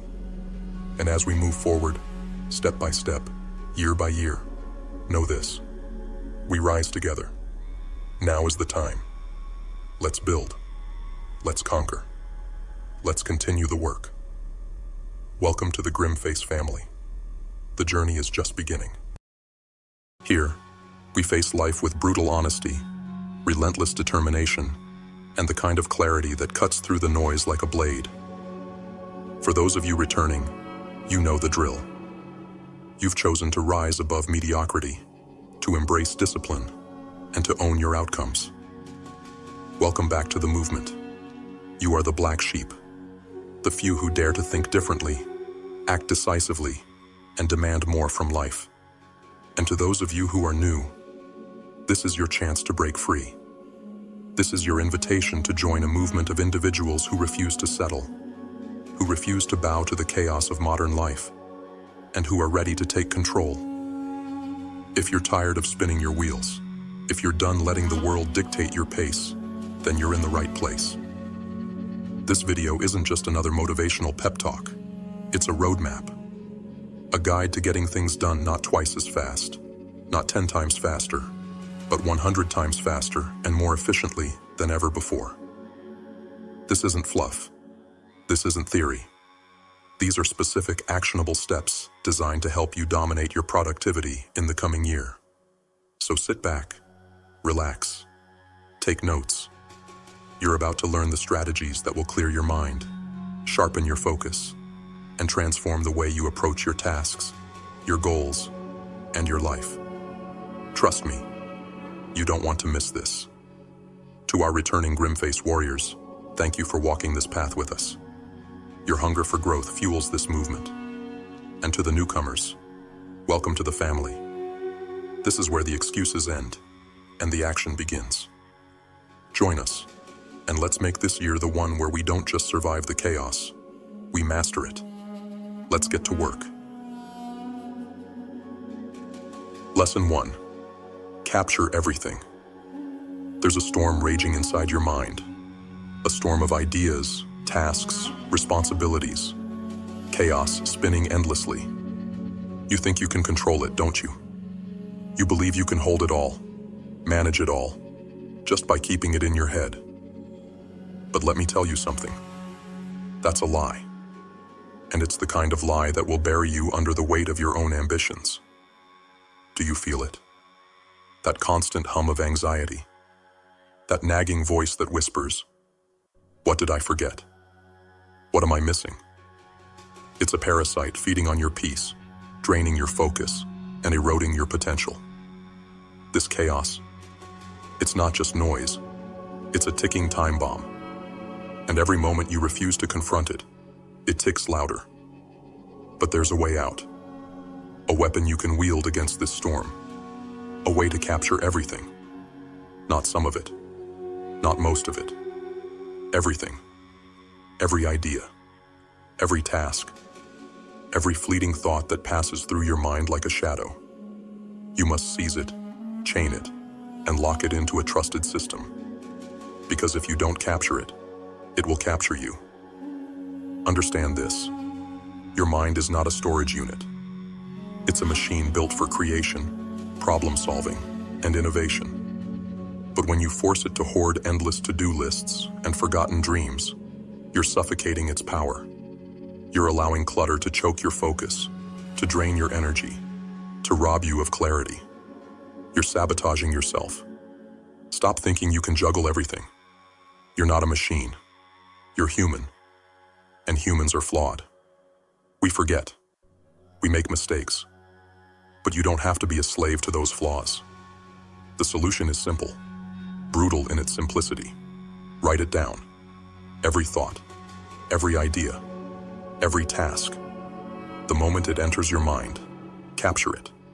Don't hesitate.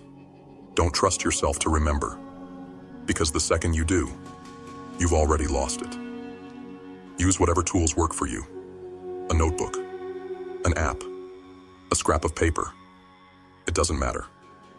What matters is that you have a system, one you trust with your life, because that's what's at stake here. Your life, your time, your future. When you capture everything, you don't just free your mind, you take control of your destiny. You become ruthless, unstoppable. No more wasted energy on mental clutter.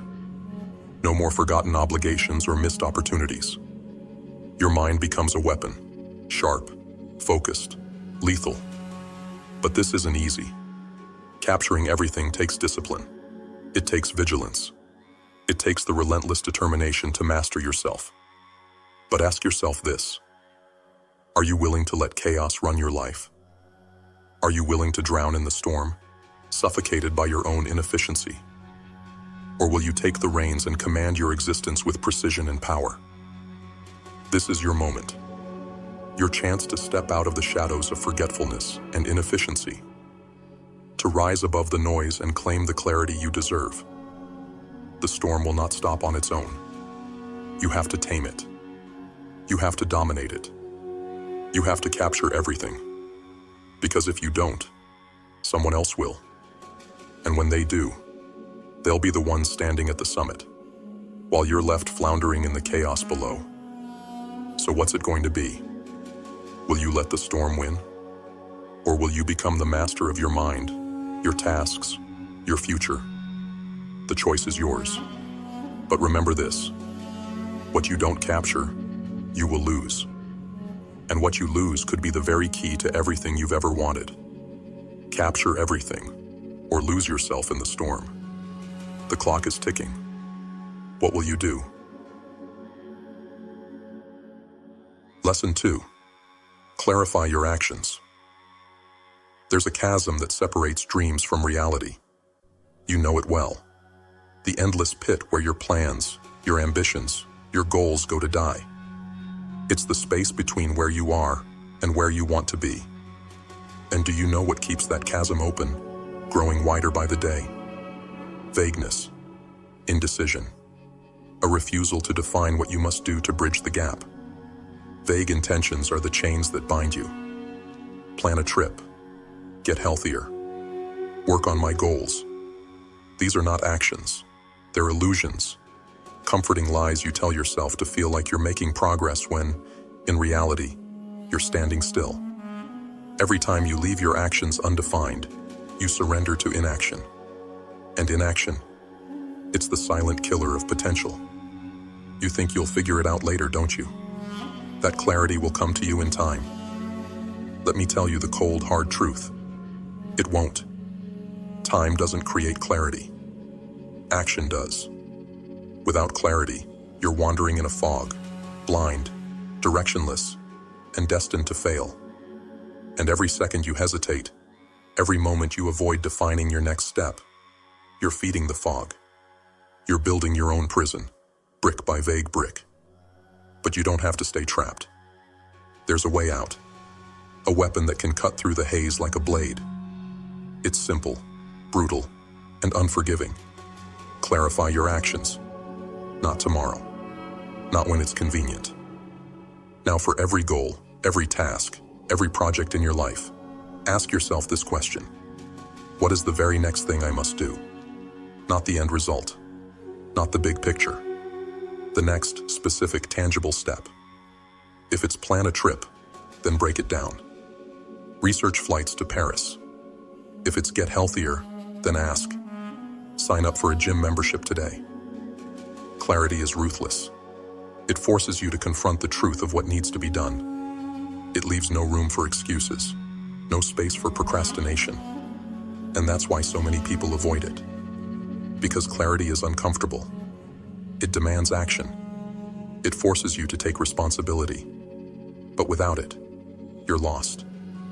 You're nothing more than a dreamer drowning in an ocean of unfinished plans. Understand this. Your goals will never be achieved through broad intentions or vague ideas. Success isn't built on wishes. It's built on execution. And execution starts with clarity. Each specific action you define is a step forward, a bridge over the chasm, a weapon against the fog. But every vague goal, every undefined task, that's another weight dragging you down, another nail in the coffin of your ambitions. This is where the battle is fought, in the details, in the clarity of your actions. You want to move mountains? Then stop staring at the mountain and start moving the first stone. You want to transform your life? Then stop fantasizing about the end result and define what you must do today, this hour, this moment. The choice is yours. Stay in the fog, comfortable but stagnant, and watch as your potential rots away. Or step into the harsh light of clarity, face the discomfort of defining your actions, and start moving forward. It won't be easy. It won't be pleasant. But it will be worth it. Because in the end, success belongs to those who are willing to do what others won't, to confront the details, to define the actions, to cut through the fog and take the first step, even when it feels small, even when it feels insignificant. That's how progress is made. That's how greatness is achieved. So what will you do? Will you let vagueness suffocate your ambitions? Or will you wield clarity like a weapon, carving your path forward with precision and purpose? The fog is waiting to swallow you whole. The chasm is waiting to claim you. The only question is, will you let it? Clarify your actions, define your steps, and then take them, one by one, until there's no fog left, no chasm to cross, only the destination you've earned through relentless, focused effort. The choice is yours. Make it now, before it's too late. Lesson 3. Organize your system. The chaos of your life is no accident. It's a product of your choices, or rather, your lack of them. Look around you. Tasks piling up. Projects half finished. Deadlines slipping through your fingers like sand. You feel overwhelmed, don't you? Like you're drowning in an endless ocean of demands, responsibilities, and expectations. But here's the harsh truth. That chaos, it's your fault. You've let your life become a disorganized battlefield. And now, the enemy, your inefficiency, is winning. You think you can fight this war without strategy, without structure? You think brute force, working harder, faster, longer, will save you? It won't. Chaos doesn't care how much effort you throw at it. It will crush you all the same, unless you fight smarter. What you need is not more time, more energy, or even more willpower. What you need is order. Ruthless, unrelenting order. You need a system, a weapon to cut through the noise and take control. Because without a system, you're just a pawn, swept along by the currents of circumstance. But with a system, you become the master of your fate. Here's how you do it. Categorize, divide and conquer. Break the chaos into manageable pieces and take control. Use lists. Use folders. Use whatever tools you must to impose structure on the mess. Create categories for every task, every project, every demand on your time and energy. First, the next actions. These are your immediate tasks, the things you can do right now. No planning, no waiting, just action. They're the battles you fight today. Write them down, prioritize them, and execute with precision. Next, the projects. These are the multi-step monsters that require planning and strategy. Break them down into smaller tasks. Define what needs to be done, step by step, and attack them systematically. Stop letting these beasts loom over you, undefined and overwhelming. Tame them. Own them. Then, there's the waiting for category. Tasks you've delegated. Responsibilities that depend on others. Track them. Monitor them. Don't let them slip through the cracks. Because if you're not watching, if you're not following up, they'll come back to haunt you, and you'll have no one to blame but yourself. And what about those ideas, those dreams, those someday ambitions? They belong in the someday maybe category. Not forgotten, but not prioritized. Store them away like seeds, waiting for the right moment to plant. But don't let them distract you from what matters now. Finally, the calendar. Your time-bound commitments, appointments, deadlines, non-negotiables. Treat your calendar like sacred ground. Guard it fiercely, because every minute wasted is a minute you'll never get back. This is how you win the war against chaos. You categorize, you organize, you impose structure on the madness, and you don't stop. Because the moment you let your guard down, chaos will creep back in. It's relentless, it's merciless, and it's always waiting for you to slip. But you're stronger than that. You're smarter than that. You won't let the chaos consume you. You'll fight it. You'll tame it. You'll bend it to your will. Because you understand that organization isn't just about productivity. It's about power, control, mastery over your life. So stop living in the storm. Stop drowning in the ocean of your own disorganization. Build your system. Categorize your tasks. Take control. Because without a system, you're nothing but a victim of chaos. But with it, you're unstoppable. The choice is yours. Stay in the mess, suffocated by your own inefficiency. Or rise above it, armed with a system that makes you unstoppable. Organize your life, command your chaos, and become the master of your destiny. Because no one else will do it for you. Lesson 4. Reflect regularly. The enemy isn't just out there, it's within you. It hides in your complacency, your distractions, your neglect. You think the battle is over once the plan is set, once the tasks are laid out and the system is in place. But let me tell you something. The battle is never over. Life doesn't stop moving, and neither should you. A plan without reflection is a corpse. A system without review is a trap. It lulls you into a false sense of control, while the chaos you thought you tamed quietly festers in the shadows, waiting to strike. And when it does, it will tear through your goals, your ambitions, your progress, leaving you wondering where it all went wrong. The answer is simple. You failed to reflect. You didn't stop to check the map. You didn't reassess the battlefield. You didn't sharpen your weapons.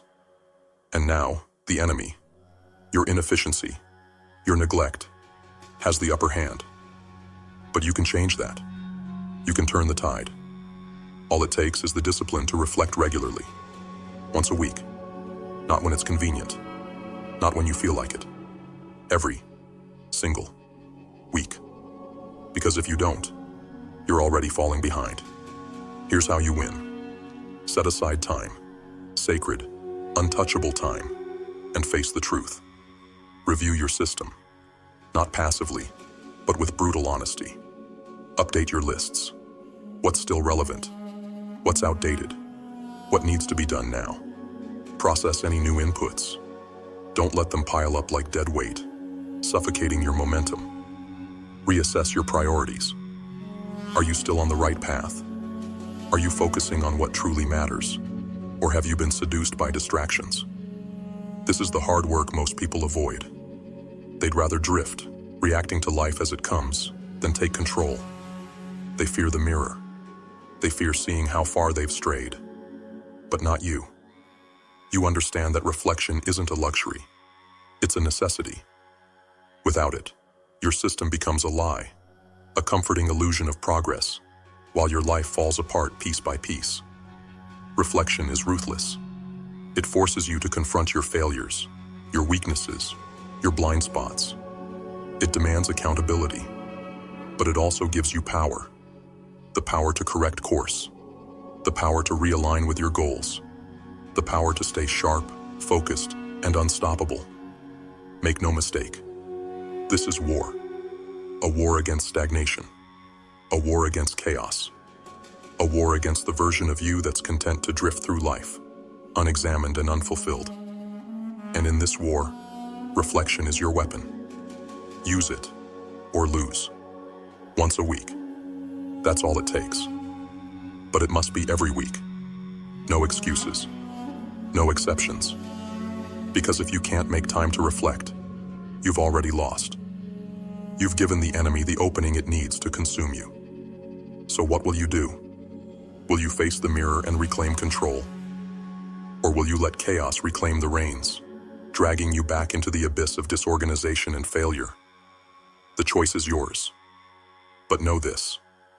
Without reflection, your system is a lie. Without reflection, your progress is a facade. Without reflection, you are lost. Reflect regularly. Update. Reassess. Realign. Make it a ritual, a discipline, a way of life. Because in this game, only the ruthless survive. Only those who reflect, adapt, and evolve can truly conquer the chaos. And you were born to conquer. Now go. Take back control. Reflect. And let nothing stand in your way. Lesson 5. Engage with focus. Focus. The sharpest blade you'll ever wield. The weapon that slices through chaos, distraction, and mediocrity. Yet most of us treat it like a dull tool, hacking away at tasks without precision, without purpose, without power. And then we wonder why we're exhausted, overwhelmed, and stuck in the same place, spinning our wheels but going nowhere. Here's the truth you refuse to face. You're wasting your energy, not because you're lazy or incapable, but because you've lost your focus. You're scattered, jumping from task to task, giving your time to the urgent instead of the important. You've become a slave to busyness, mistaking movement for progress, activity for achievement. But deep down, you know better. You know that success isn't about doing everything. It's about doing the right things at the right time. It's about engaging with ruthless intent, attacking the tasks that matter most with precision and force. Anything less is a betrayal of your potential. So how do you reclaim your focus? How do you ensure that every action you take is a step toward victory, instead of another circle in the endless loop of wasted effort? You wield the 4 criteria model like a scalpel, cutting through the noise to uncover the truth of what you must do next. Context. Where are you? What tools do you have at your disposal? What can you execute right now with the resources in front of you? Stop dreaming about what you could do later and focus on what you can do here and now. Your environment is your battlefield. Use it. Stop letting it limit you. Time available. The clock is ticking, always ticking. How much time do you have in this moment? Don't overreach. Don't try to conquer mountains when you only have minutes. Choose tasks that fit the time you have and execute them without mercy. Small victories, won consistently, lead to monumental success. Energy available. This is the truth most ignore. You are not a machine. Your energy fluctuates, rises, and falls like the tide. Stop fighting it. Work with it. When your energy is high, attack the hard, important tasks. When it's low, pivot to the smaller, less demanding ones. Align your effort with your strength in the moment, and you'll stop burning out and start breaking through. Priority. The ultimate filter. Ask yourself, what is the most important thing I can do right now? Not what's easiest. Not what's most urgent. What's most important. And then do it. Not later. Not when you feel like it. Now prioritize ruthlessly, or be consumed by the trivial. This is how you win. By engaging with focus. By refusing to let distraction, chaos, or complacency dictate your actions. By choosing your battles carefully and fighting them with everything you have. Focus is not a luxury, it's survival. Without it, you are doomed to a life of mediocrity, a life of busy work that leads nowhere. But with it, you become unstoppable. Every action you take is a step forward.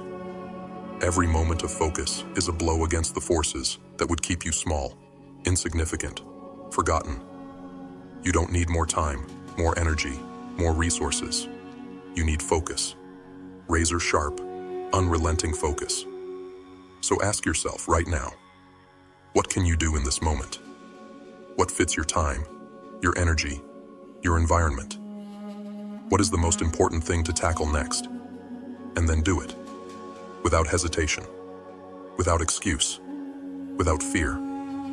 Because focus isn't just about getting things done. It's about building momentum, shaping your destiny, and carving your name into the world. Engage with focus, or be consumed by distraction. The choice is yours. But know this: the unfocused fall, the focused rise. Now go. Sharpen your blade, cut through the noise, and let your focus lead you to greatness. Lesson 6. The 2-minute rule. You think greatness is built on massive leaps, monumental achievements, and grand gestures, don't you? You've been sold the illusion that success demands something extraordinary, something far beyond the mundane tasks of everyday life. But let me tell you a truth most people are too blind to see. Your life isn't destroyed by the big failures. It's buried under an avalanche of small, ignored tasks. That email you didn't send, the document you didn't file, the quick chore you thought could wait. These small things, these insignificant moments, each one seems harmless on its own. But they pile up. They weigh you down. They form a mountain of mental clutter that suffocates your focus, drains your energy, and blocks your path forward. And you don't even realize it until it's too late. Here's the brutal truth. Small tasks left undone don't disappear. They grow. They mutate into mental parasites, stealing your bandwidth, feeding on your attention, and haunting the edges of your mind. You think you're saving time by putting them off, but you're wrong. You're wasting it. Because every unfinished task is a chain around your mind. A constant whisper that says, I'm still here. You still haven't dealt with me. But there's a weapon you can use to destroy this chaos before it takes root. A simple, unrelenting rule. If it takes less than 2 minutes, do it immediately. Don't think about it. Don't question it. Don't hesitate. Just do it. That email, send it. That paper on your desk, file it. That quick decision you've been avoiding, make it. In less than 2 minutes, you can cut down the weeds of inefficiency before they choke your mind. You can clear the clutter, free your focus, and make space for the battles that truly matter. The 2-minute rule isn't just a time management hack.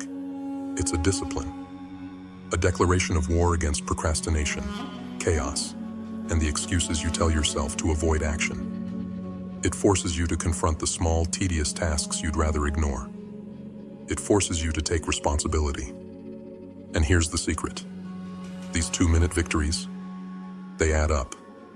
Each small task you complete is a step forward, a weight lifted, a moment of clarity reclaimed. Over time, they create momentum. They create power. They create a mind unburdened by clutter, free to focus on the big moves, the real challenges, the things that will define your legacy.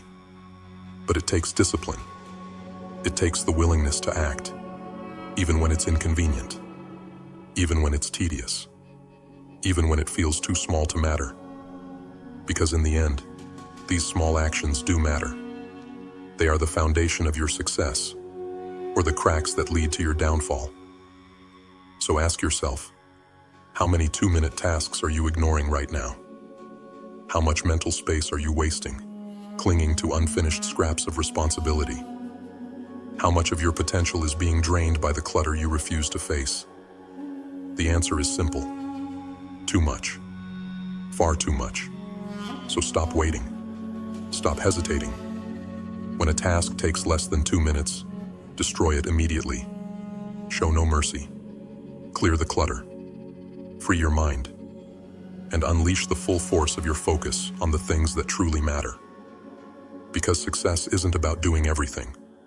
It's about doing the right things at the right time, with ruthless efficiency. The 2-minute rule is your weapon. Use it, or let the small things bury you alive. The choice is yours. But remember, inaction is a decision to let the chaos win. And you weren't born to lose. So act. Now before the weight of everything you've ignored drags you into the abyss. Lesson 7. The natural planning model. You want to succeed, don't you? You want to rise above the masses, escape mediocrity, and build something meaningful.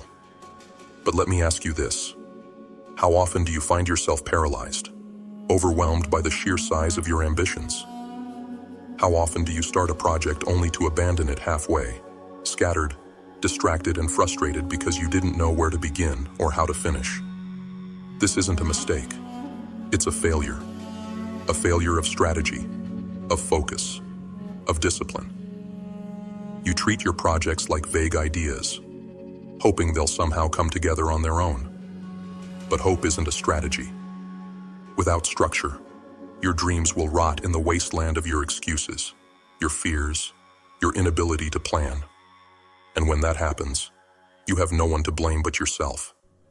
Here's the truth. Success doesn't just happen. It's engineered. It's built with precision, with intent, with a plan. Not a vague idea scribbled on a napkin. A real plan. A ruthless, structured approach to turning chaos into clarity, intention into action. And if you don't have one, you've already lost. That's where the natural planning model comes in. This isn't just a method. It's a weapon. A systematic process that cuts through confusion and ensures your projects don't just start. They finish. You want results? You want power? Then listen carefully, because this is how you win. Step 1. Define the purpose. Why does this project matter? Why are you even doing it? Without a purpose, your efforts are hollow, your motivation weak. Purpose is your foundation, the anchor that keeps you grounded when the storms of doubt and distraction try to pull you away. Define it clearly. Make it undeniable. Ask yourself, what's at stake if I fail? Let the answer drive you. Step 2.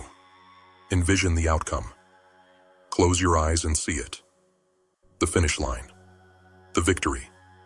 The end result of your efforts. What does success look like? What does it feel like? Without a clear vision of where you're going, you'll wander aimlessly, lost in the fog of uncertainty. Paint the picture. Make it vivid. And then burn it into your mind, so it's impossible to forget. Step 3. Brainstorm. This is where the chaos lives. The swirling ideas, the endless possibilities, the raw energy of creation. Don't hold back. Let it all out. Write down every step, every task, every crazy idea that comes to mind. No judgment, no hesitation, just raw, unfiltered possibility. This is where momentum begins. Step 4. Organize. Now it's time to tame the chaos. Look at your brainstormed ideas and start putting them in order. What comes first? What comes next? Which steps are essential and which can wait? Sequence them. Prioritize them. Turn the chaos into a clear path forward. This isn't busy work, it's strategy. And strategy is what separates winners from losers. Step 5. Identify the next actions. This is where most people fail. They get stuck in the big picture, overwhelmed by the enormity of the task ahead. But success isn't built in leaps. It's built in steps. Define the next actionable step, not the whole project, not the end goal. Just the first thing you can do right now to move forward. And then do it, relentlessly, without excuse. This is the natural planning model. Simple, brutal, effective, but only if you have the discipline to use it. Most people won't. They'll keep winging it, hoping things will magically fall into place. They won't. Chaos doesn't organize itself. Clarity doesn't just appear. You have to create it. So what's it going to be? Will you let your dreams rot in the graveyard of poor planning and procrastination? Or will you take control? Will you define your purpose, envision your outcome, brainstorm your steps, organize your path, and execute your next action with precision and power? The choice is yours. But know this: without a plan, you're nothing. Just another dreamer lost in the fog of their own indecision. But with a plan, you're unstoppable. You're a force of nature, cutting through chaos with the precision of a blade. The time to plan is now, not tomorrow, not later, now. Because every second you delay is another second your potential slips through your fingers. Define, envision, brainstorm, organize, act. This is how you win. This is how you rise. So what are you waiting for? The clock is ticking. The chaos is closing in. It's time to fight back. It's time to plan. And it's time to win. Lesson 8. How to empty your inbox. Your inbox. A seemingly innocent space. A tool meant to help you communicate, organize, and operate. But look at it now. A chaotic wasteland of unanswered emails, unread messages, and forgotten notes. It's not just a digital pile of clutter. It's a monument to your procrastination. A silent reminder of everything you've ignored, neglected, or abandoned. You feel it, don't you? The weight of it. That creeping anxiety that whispers, "What have I missed? What's slipping through the cracks?" Let me tell you something. Your inbox isn't just a mess. It's a battlefield. And every message you leave unaddressed, every note you fail to process, is an enemy taking ground. You think you're in control? Think again. That clutter owns you. It occupies your mental bandwidth, steals your focus, and paralyzes your decision-making. It is chaos incarnate, and it's winning. But you don't have to let it. You can fight back. You can reclaim control. And it starts with a simple, ruthless rule. Empty your inbox to zero. Regularly. Not once in a while. Not when you feel like it. Every single time. Because if you don't, your inbox will bury you alive. Here's how you do it. For every email, every message, every item in your inbox, make a decision. No hesitation. No excuses. Just action. There are only 4 options. Learn them. Live by them. Master them. Option 1. Delete it. If it's irrelevant, unnecessary, or a waste of your time, get rid of it. Permanently. Don't overthink it. Don't let it linger. Your inbox is not a trash bin. It's a tool. Treat it as such. Be ruthless. Delete without mercy. Option 2. Delegate it. If someone else can handle it, pass it on. Stop hoarding tasks that aren't yours to carry. Delegation isn't weakness, it's strategy. Trust the right people to take responsibility, and free yourself to focus on what truly matters. Option 3. Defer it. If it requires future action but can't be tackled now, defer it. Schedule it. Set a reminder. Put it in a trusted system that ensures you won't forget. But don't let it sit in your inbox, festering like a wound. Get it out of there. Option 4. Do it. If it's actionable and quick. If it takes less than 2 minutes. Do it. Immediately. No delay. No procrastination. These small tasks might seem insignificant, but leaving them undone only adds to the clutter. Crush them as they come. This is how you win. By making decisions. By refusing to let your inbox become a graveyard of inaction. By confronting every message, every note, every piece of clutter with the discipline to act. But make no mistake, this isn't easy. Emptying your inbox requires vigilance, consistency, the willingness to face the flood of demands and distractions that come at you every day. Most people won't do it. They'll let their inboxes overflow, drowning in the noise, suffocating under the weight of their own neglect. Not you. You're better than that. You understand that an empty inbox isn't just about organization. It's about freedom, mental clarity, the ability to focus on what truly matters without the constant drag of unfinished business pulling you down. So ask yourself, how much longer will you let your inbox control you? How much longer will you allow the chaos to dictate your focus, your energy, your life? The answer should be no longer. Not one more day. Not one more hour. Not one more minute. Empty your inbox. Regularly. Ruthlessly. Turn it into a place of action, not inaction. And watch as your mental clarity returns, your focus sharpens, and your productivity skyrockets. Because this isn't just about emails. It's about reclaiming your time, your energy, your power. The choice is yours. Let the clutter win, or rise above it. Delay, or decide. Ignore, or act. Your inbox is waiting. What will you do? The clock is ticking. The chaos is growing. It's time to fight back. It's time to take control. Empty your inbox and own your life. Lesson 9. Context is key. You think you can conquer your tasks by sheer willpower alone, don't you? You think if you push hard enough, grind long enough, you'll get it all done. But let me ask you this. How's that working for you? Look around. Scattered tasks. Unfinished work. A mind pulled in 1,000 directions. You're trying to fight every battle at once, and it's killing your focus, draining your energy, and leaving you buried under the weight of your own inefficiency. This chaos, it's your own doing. You treat every task as if it exists in a vacuum, separate from the world around it. You ignore the reality that every action depends on where you are, what you have, and what you can do in the moment. You're running into battle blind, with no strategy, no plan. And the result? You're losing. Badly. But here's the truth most people are too stubborn to admit.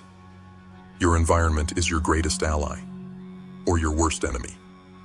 If you don't learn to align your actions with your surroundings, you will always be fighting uphill, wasting time, wasting energy, and accomplishing far less than you're capable of. The solution is brutally simple. Contexts are key. Stop treating your tasks like a random list of demands. Start organizing them by context, by where you are, what tools you have, and what you can do right now. This isn't just a productivity hack. It's a survival strategy. It's how you win the war against inefficiency. At work, these are the tasks that require you to be in the office, at your desk, or connected to your work tools. Emails, meetings, reports, anything tied to your professional environment. When you're at work, focus on work. Don't waste your time on distractions that don't belong there. At home, the tasks that live within your personal space. Chores, errands, family responsibilities. When you're home, handle them. Don't let work bleed into your sanctuary. Keep your contexts clean, your focus sharp. At phone, calls to make, messages to send, quick tasks that only require a device in your hand. When you're waiting in line, commuting, or have a few spare minutes, this is your battlefield. Attack it. Clear it. Don't let idle time slip through your fingers. At computer, the digital tasks, research, writing, managing files. When you're in front of your machine, use it. Stop wasting time flipping between tasks that don't require your full attention. Engage fully, or don't engage at all. This is how you take control. By grouping your tasks by context. By aligning your actions with your environment. By eliminating the friction that comes from constantly switching focus. You stop multitasking. You stop scattering your energy. And you start executing with ruthless efficiency. But let me warn you. This requires discipline. It requires you to stop pretending you can do everything at once. It requires you to prioritize, to categorize, to think strategically about where you are and what you can do in the moment. Most people won't do it.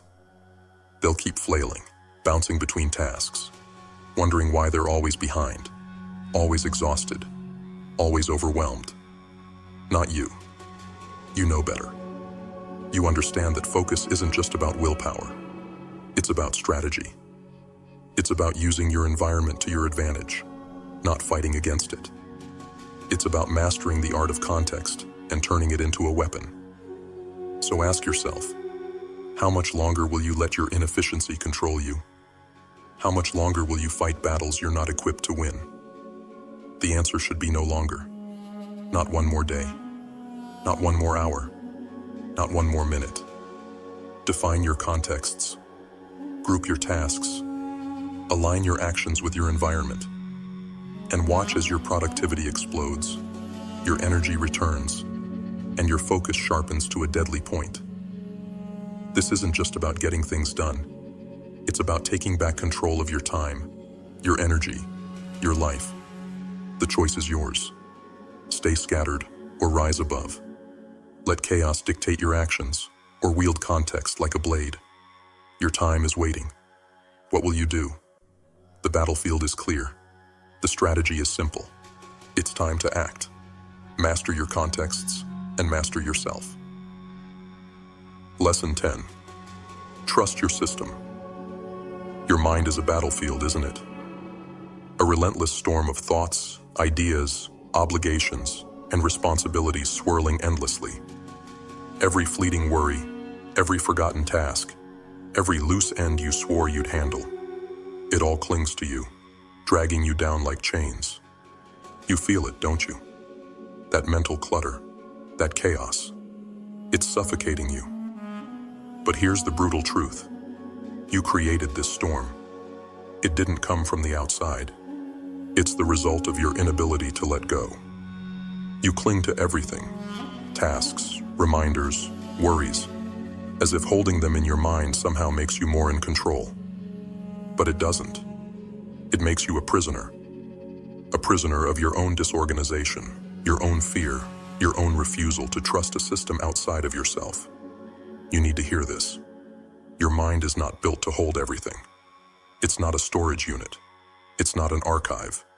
It's a weapon meant for clarity, creativity, and execution. But right now, it's dulled by the weight of everything you're trying to carry. You're wasting its power, its potential. You're sabotaging yourself. The only way out is to trust your system. Not half-heartedly, not occasionally, fully, relentlessly. Build it, refine it, and use it. Every thought, every task, every responsibility. Get it out of your head and into the system. A system you can rely on. A system that doesn't forget, doesn't waver, doesn't buckle under pressure. Why? Because when you trust your system, you liberate your mind. You free yourself from the constant mental noise, the endless spinning of wheels. You create space. Space for focus, for action, for progress. Your mind becomes sharp again, clear, deadly. It becomes the weapon it was always meant to be. But trust doesn't come easily. It has to be earned. You can't just create a system and expect it to work. You have to use it, maintain it, and follow the process diligently. Every task, every idea, every input, process it, organize it, prioritize it. Leave nothing behind. If you skip steps, if you neglect the system, you break the trust. And when the trust is gone, so is your freedom. This isn't a one-time fix. It's a discipline, a way of life. Most people won't do it. They'll keep juggling everything in their heads, drowning in their own inefficiency, wondering why they're always overwhelmed, always anxious, always behind. They don't trust their systems, and so they never trust themselves. But you're not like most people. You understand that trusting your system isn't a weakness, it's power, it's control. It's the key to unlocking the full potential of your mind. When you trust your system, you can finally let go of the clutter, the chaos, the mental fog. You can focus, you can execute, you can win. So ask yourself, how much longer will you let the storm control you? How much longer will you cling to the chaos? refusing to trust the very system that could set you free. The answer should be no longer. Not one more day. Not one more hour. Not one more second. Build your system. Use it. Trust it. And then let go. Let go of the clutter. Let go of the noise. Let go of the fear that you'll forget something, that you'll miss something. Your system has you covered, if you have the discipline to use it. This isn't just about getting organized. It's about reclaiming your power. It's about sharpening your mind, cutting through the chaos, and dominating your life. Because when your mind is clear, when your focus is sharp, when your trust in your system is unshakable, you are unstoppable. The choice is yours. Stay in the storm, or rise above it.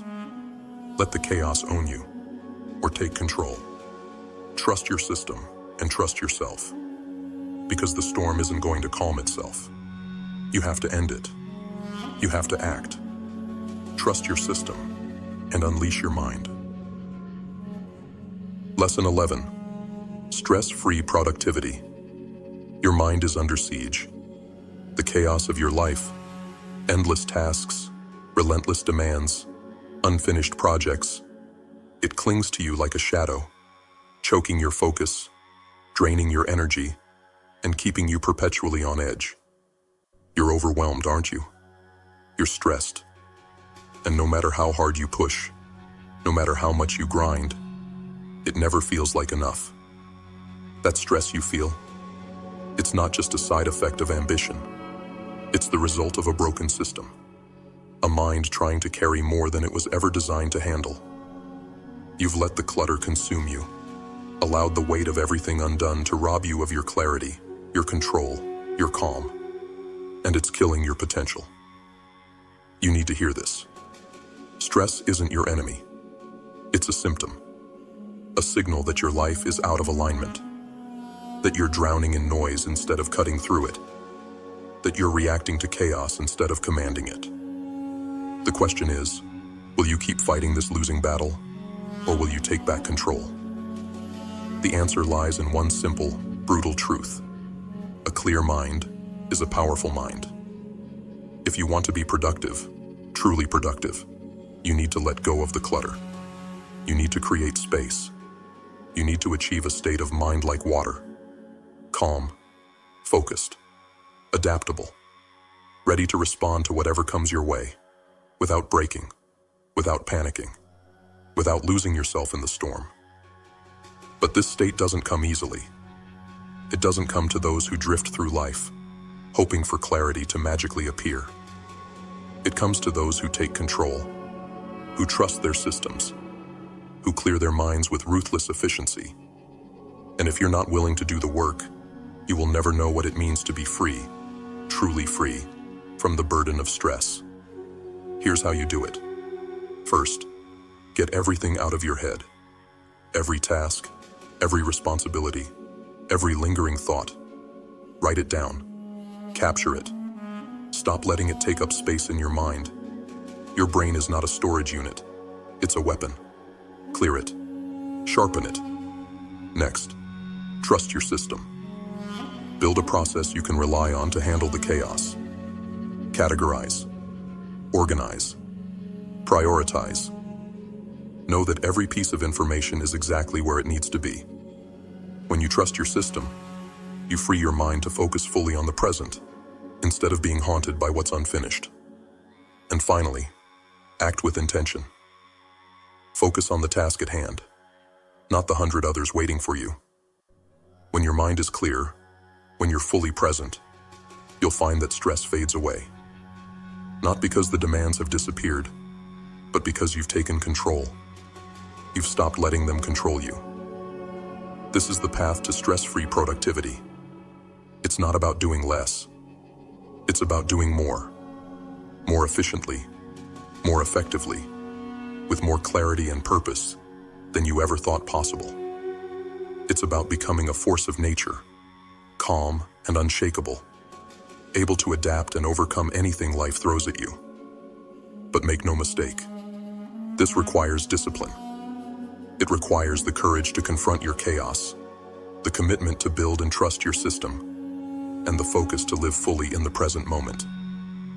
Most people won't do it. They'll cling to their stress, their clutter, their excuses.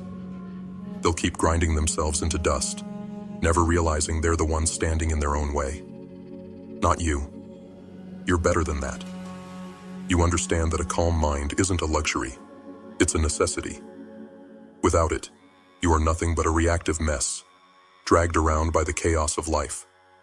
But with it, you are unstoppable. With a mind like water, you can face anything, adapt to anything, and conquer everything. So ask yourself, how much longer will you let stress own you? How much longer will you tolerate the chaos? The answer should be no longer. Not one more day, not one more hour, not one more second. Clear your mind, trust your system, focus on the present, and rise above the noise. This is the path to stress-free productivity. This is the path to power. The storm will not calm itself. You have to take control. You have to act, achieve a mind like water, and unleash your true potential.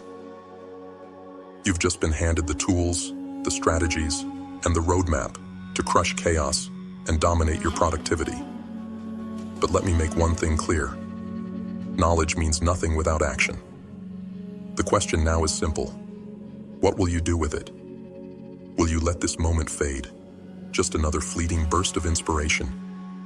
Or will you take what you've learned and execute, relentlessly, ruthlessly, and without excuses? Here at GrimFace, we don't just talk about change, we live it. And if you're serious about breaking free from the noise, about rising above mediocrity, then this is where you belong.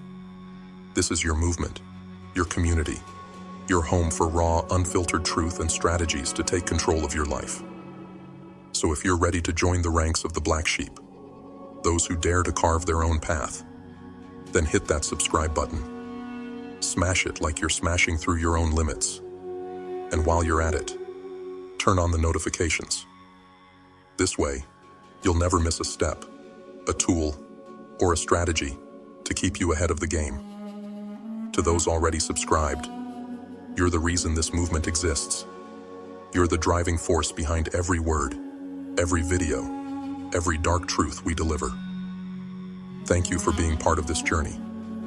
Now go, subscribe, share this with someone who needs to hear it. Let's grow this army of warriors, thinkers, and doers who refuse to settle for anything less than excellence. This isn't just a channel, it's a revolution, and it's only just beginning. Stay relentless, stay focused, stay GrimFace. Take a deep breath. Let the noise of the day fade away. Release the tension in your shoulders. Let your mind quiet, and allow yourself to be fully present in this moment. You've spent enough time chasing distractions, enough time doubting your potential. Now, it's time to listen, to absorb, and to transform. Here at GrimFace, we don't offer empty promises or shallow motivation. We deliver truths, raw, unfiltered, and unapologetically real. Hundreds of our viewers have told us how these messages have unlocked doors they didn't even know existed. People just like you have gone on to build thriving businesses, regain control of their lives, and rewrite their futures. And today, you stand at the same crossroads. What you're about to hear isn't just advice, it's a blueprint to mastering your life. These are the 15 unshakable habits of the top 1%, the billionaire secrets that separate the dreamers from the doers, the talkers from the achievers. So, open your mind. Let this message challenge you, push you, and ignite a fire within you. Because once you embrace these principles, your trajectory will change, forever. Are you ready to step into the mindset of the elite? Let's begin. Habit number 1 is to embrace the use of extreme self-discipline. You stand at the crossroads of mediocrity and greatness. But let me be brutally honest. Greatness doesn't come cheap. It demands a price that most are unwilling to pay. Look at the billionaires of this world. not through the lens of envy, but through the cold, unyielding truth. Their success is not an accident, nor is it luck. It is the byproduct of an unrelenting commitment to mastering themselves.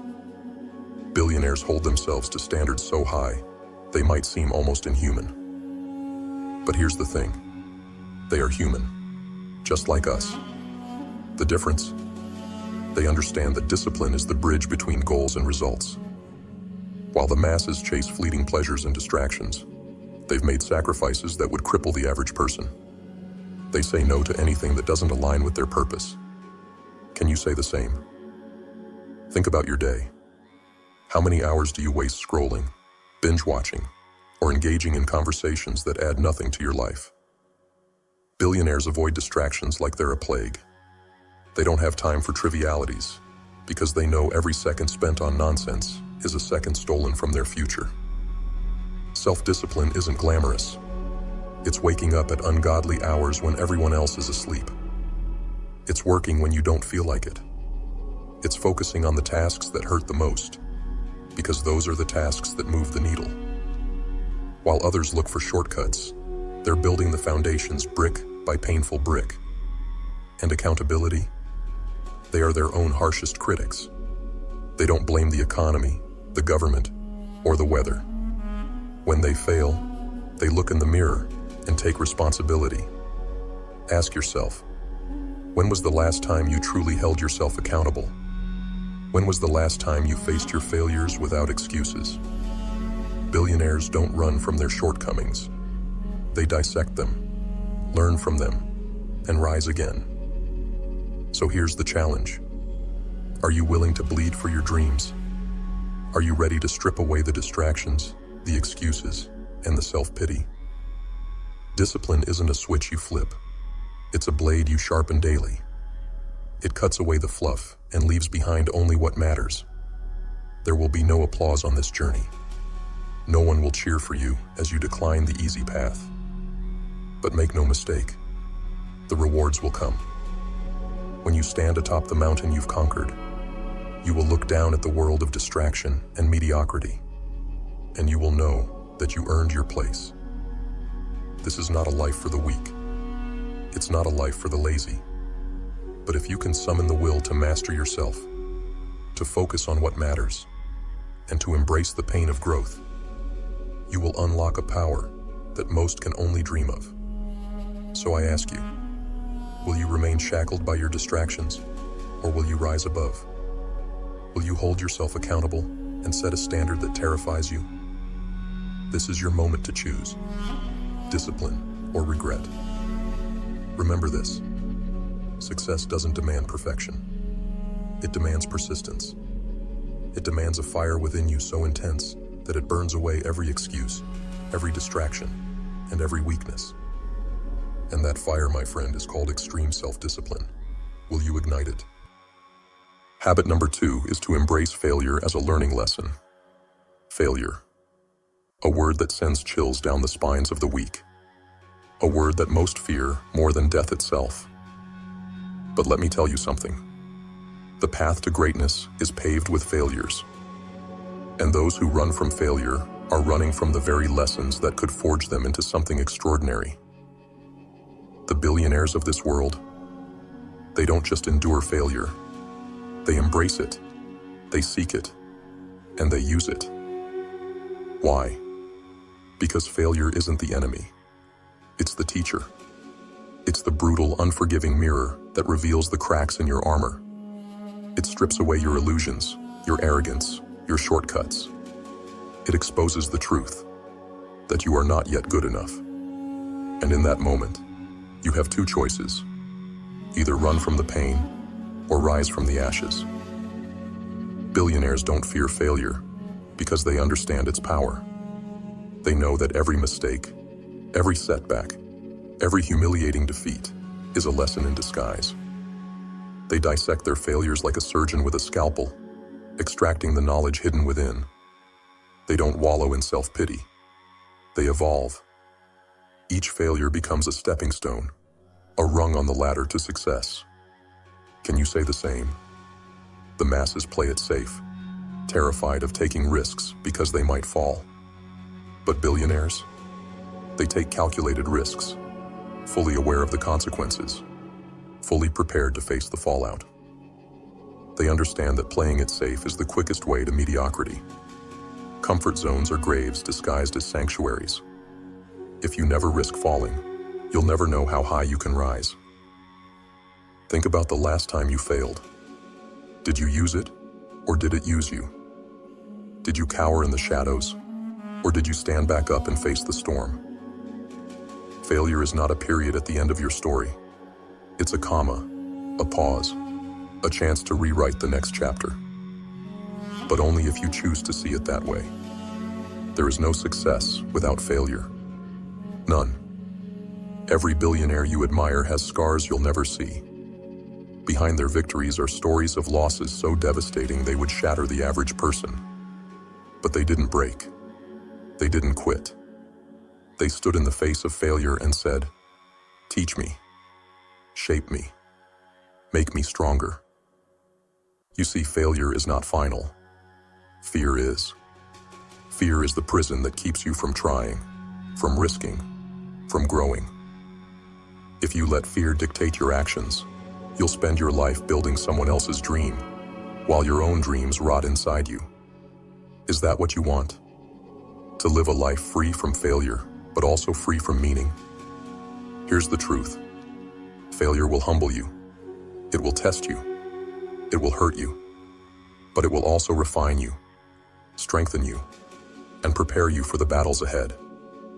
It's the fire that forges steel. So don't run from it. Don't hide. Stand tall and embrace the pain, because every failure you endure brings you one step closer to the person you're meant to become. So, what will it be? Will you cling to your fear and stay small? Or will you risk everything and face failure head-on? The choice is yours. But remember this: failure is not your enemy. It is your ally, your mentor, your guide. It will break you, yes, but it will also build you. And when you finally stand at the summit of your success, you'll look back at every failure and realize they weren't setbacks at all. They were the foundation. Billionaires know this. Do you?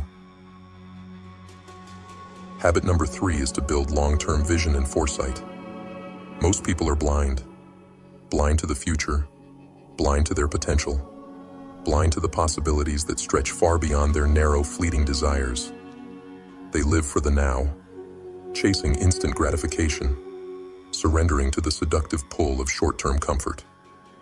But billionaires, they see beyond the haze of the present. They possess a weapon most will never wield: a long-term vision.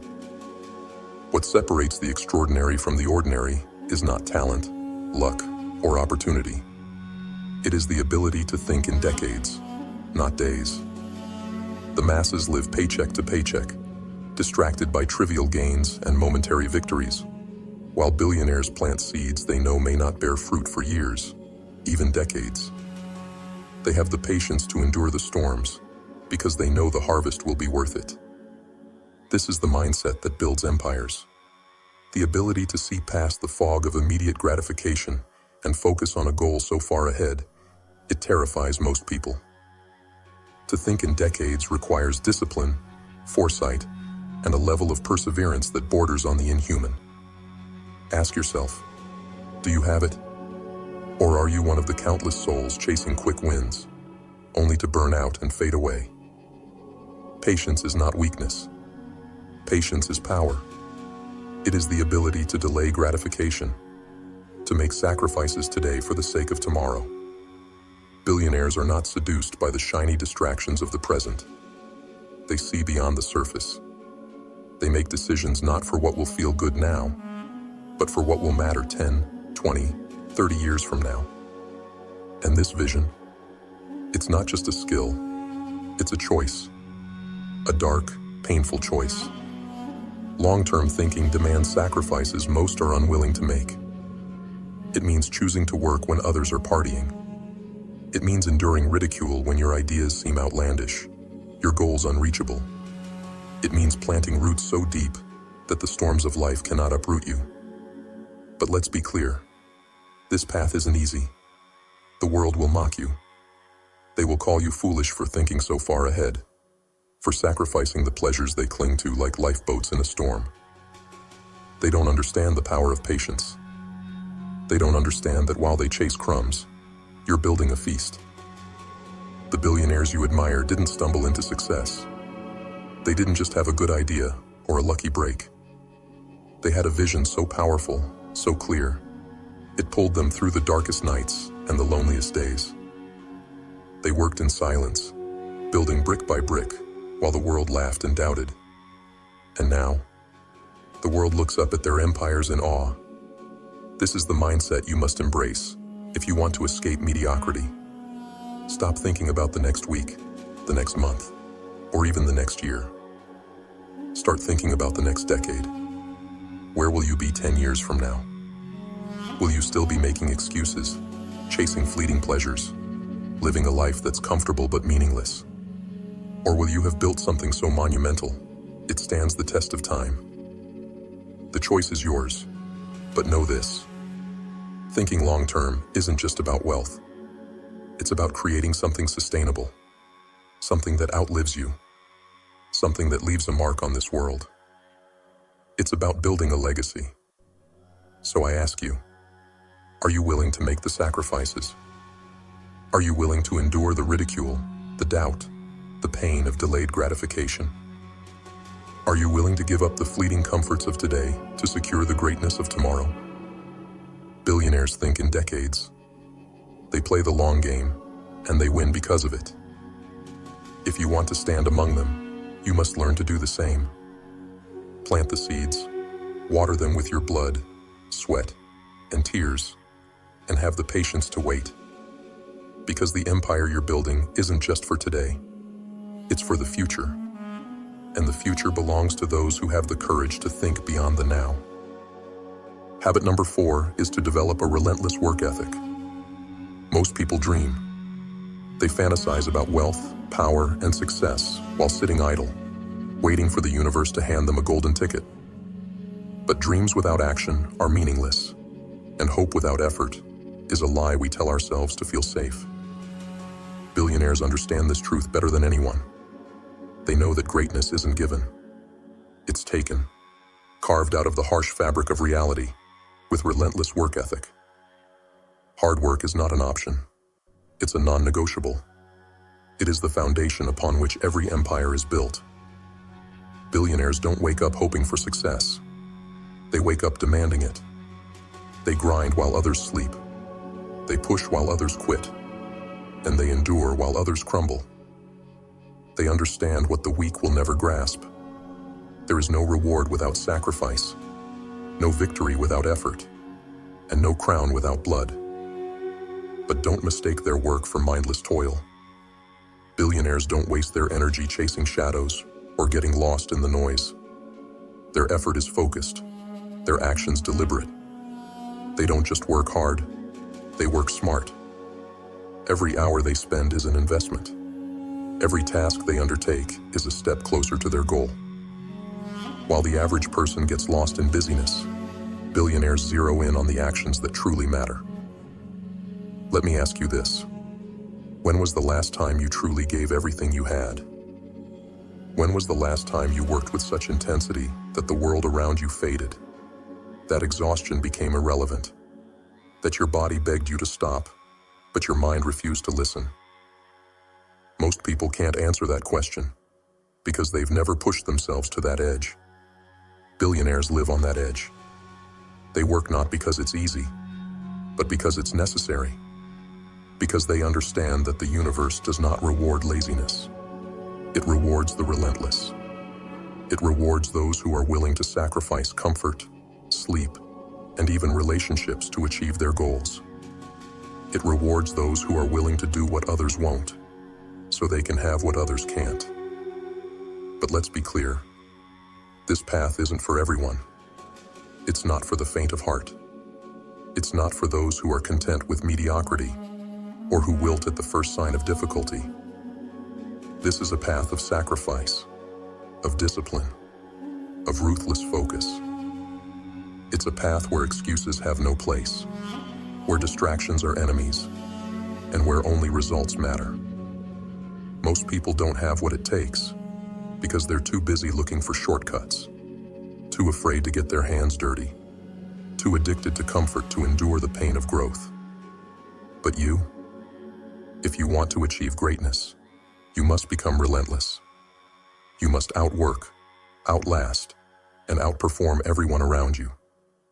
You must channel your energy into the actions that truly move the needle and discard everything else. Understand this. Success doesn't come to those who work when it's convenient. It comes to those who work relentlessly, who refuse to stop even when they've achieved what others would call enough. Billionaires don't stop because their hunger is insatiable. They know there's always another mountain to climb, another goal to achieve, another level to reach. So, what will it be? Will you stay in the crowd, watching as others rise above? Or will you join the ranks of the relentless? Will you embrace the grind, the sacrifice, the pain, and push yourself further than you ever thought possible? The choice is yours. But remember this, the world does not owe you success. You must take it. You must earn it. And the only currency it accepts is hard work. Relentless, focused, unapologetic hard work. Greatness isn't free. It's not easy. But if you're willing to pay the price, if you're willing to sacrifice what's comfortable for what's meaningful, then the rewards will be beyond anything you can imagine. Work harder. Work smarter. Work relentlessly. Because the moment you stop, someone else will take your place. And the only question that remains is this: will you be the hunter, or will you be the hunted?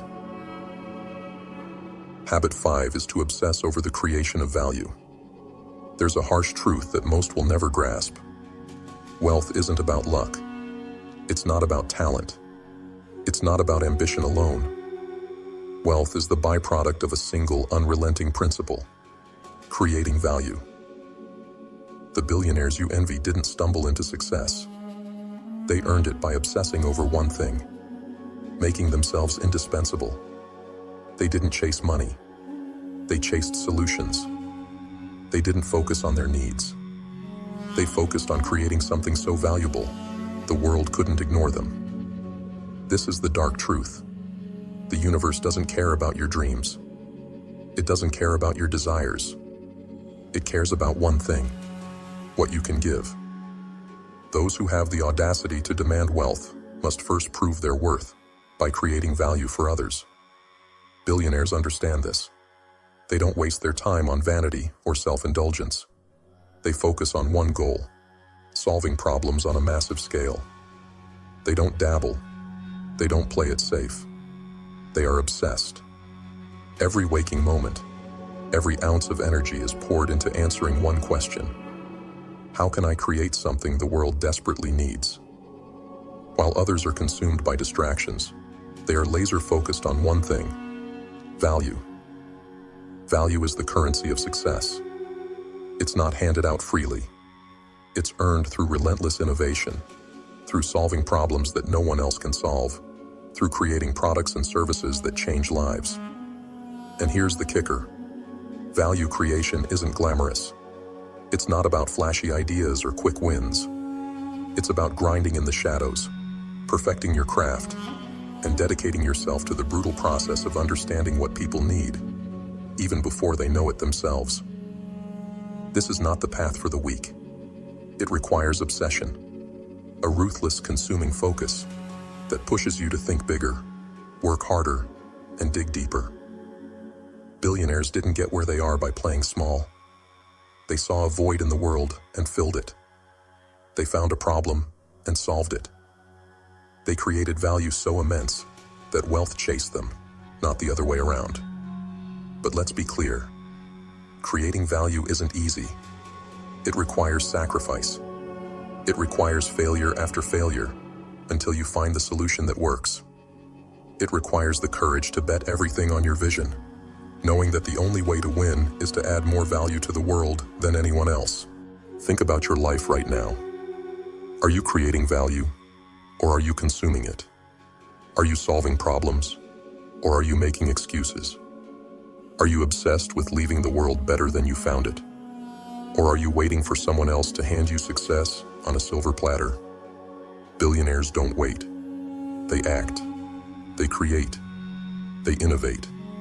They don't ask, "What can I take?" They ask, "What can I give?" Because they know that the more value they create, the more wealth they will attract. This is the paradox of success. The more you give, the more you receive. But giving isn't about charity. It's about impact. It's about creating something so powerful, so undeniable, that the world has no choice but to reward you. So, here's the question you need to answer. What value are you bringing to the table? What problems are you solving? What needs are you fulfilling? If you can't answer these questions, then you've already lost. Success doesn't belong to the distracted or the entitled. It belongs to the obsessed. The path to wealth is clear, but it's not easy. You must sacrifice your comfort, your ego, your excuses. You must dedicate yourself to creating something that changes lives. You must become so focused, so obsessed with value creation, that everything else fades away. This is the way of billionaires. They don't wait for opportunities. They create them. They don't chase wealth. They chase impact. And the result? Wealth becomes inevitable. So I ask you, are you ready to obsess? Are you ready to sacrifice? Are you ready to create value so immense that the world cannot ignore you? Because if you're not, someone else will. And they'll take everything you thought could have been yours. The clock is ticking. The world is waiting. What will you create? What will you give? What legacy will you leave behind? The choice is yours. But remember this: wealth is not a gift. It is the reward for those who dare to create value at a scale that others cannot. Will you rise to the challenge, or will you fade into obscurity? Habit number 6 is to put effort into becoming resilient. There's a lie they tell you, that success is smooth, that greatness comes to those who wait, that the path to wealth is paved with ease and convenience. But the truth is darker, harsher, and far more unforgiving. The path to greatness is a war, and the battlefield is your mind. Only those with resilience, only those who can endure the pain and rise after every fall, will survive. Mental toughness isn't a gift, it's a weapon. It's forged in the fires of failure, sharpened by the grinding stone of setbacks, and tempered by the cold winds of rejection. Billionaires didn't reach the summit because they never fell. They reached it because they never stayed down.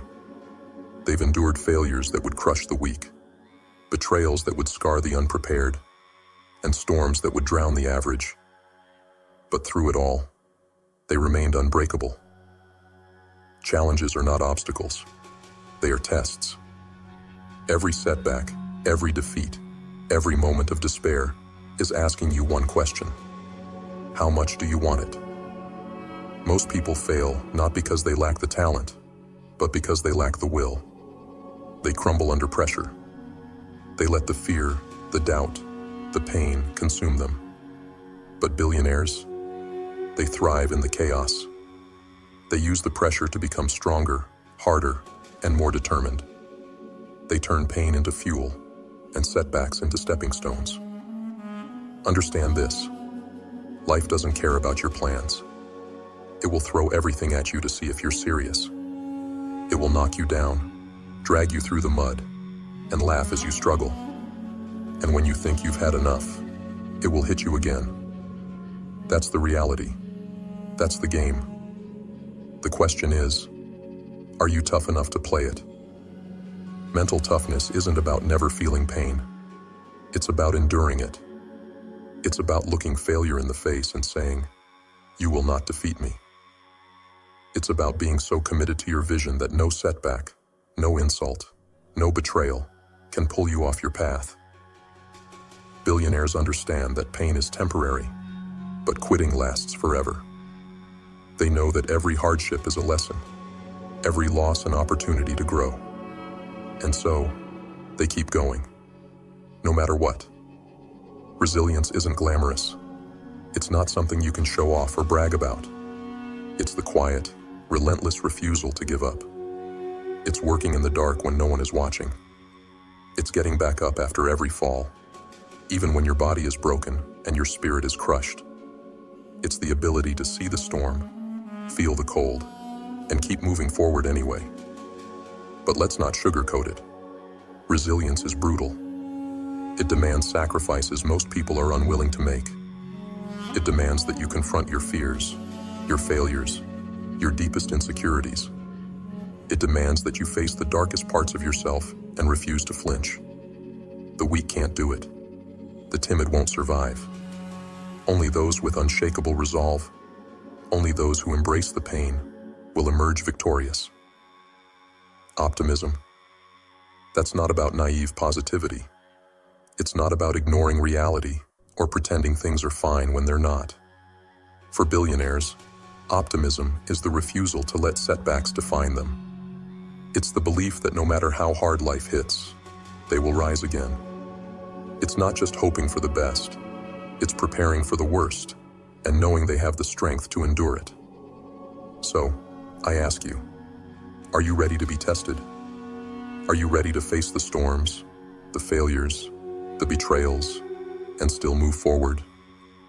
Are you ready to be relentless? To refuse to quit even when the world tells you to stop? Because that's what it takes. The road to greatness is not easy, and it is not kind, but it is worth it. Resilience and mental toughness are not optional. They are the price of admission.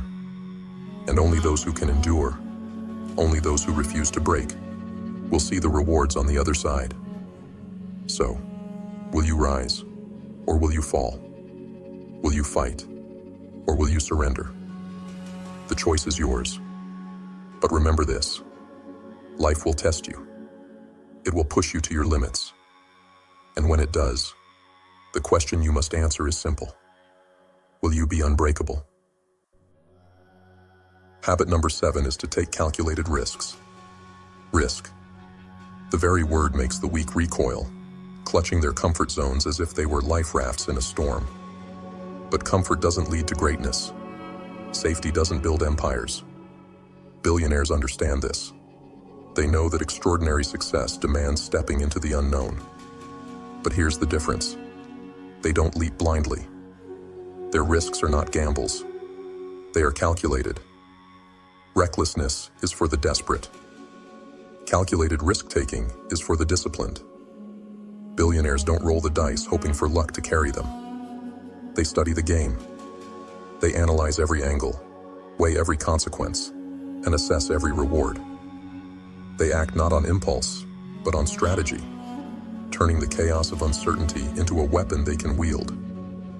They don't just take risks, they own them. Let me tell you this. If you want to rise above mediocrity, you cannot cling to the illusion of safety. Growth does not happen where it's comfortable. It happens in the tension of uncertainty, in the space where failure looms and the stakes are high. Billionaires don't fear this space. They thrive in it. They see what the masses cannot. That avoiding risk is the riskiest move of all. Staying stagnant is the slow death of ambition. But don't mistake their courage for carelessness.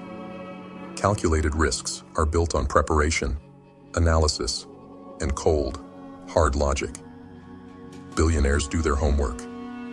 They know the terrain, the obstacles, the opportunities. They don't just dive into the unknown.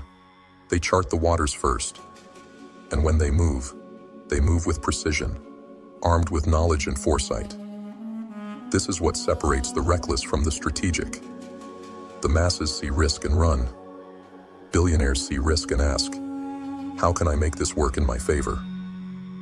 They understand that every opportunity worth pursuing carries an element of danger.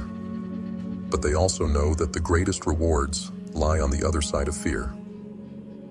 They step outside their comfort zones, not because it's easy, but because it's necessary.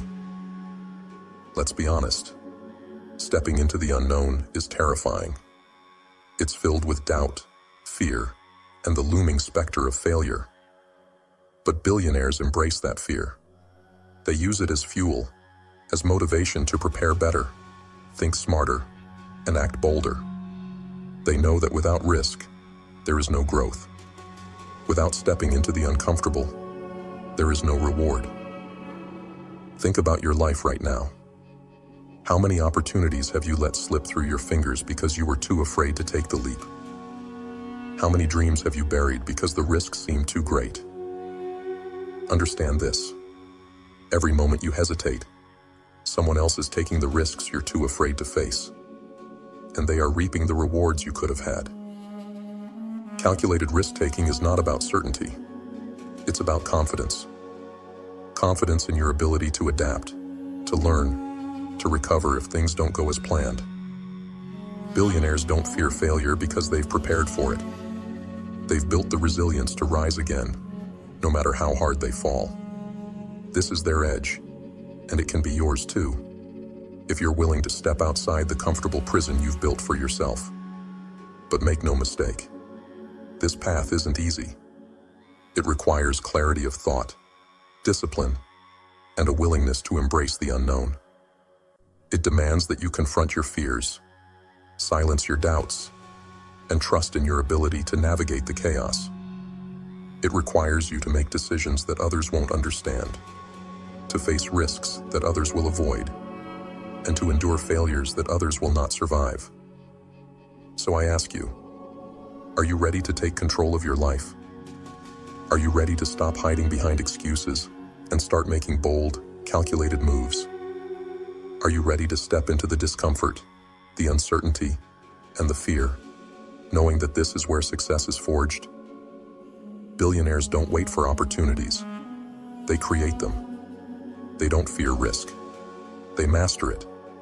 And they don't settle for comfort. They destroy it. If you want to rise to their level, you must adopt their mindset. This is your moment. The edge of greatness is before you.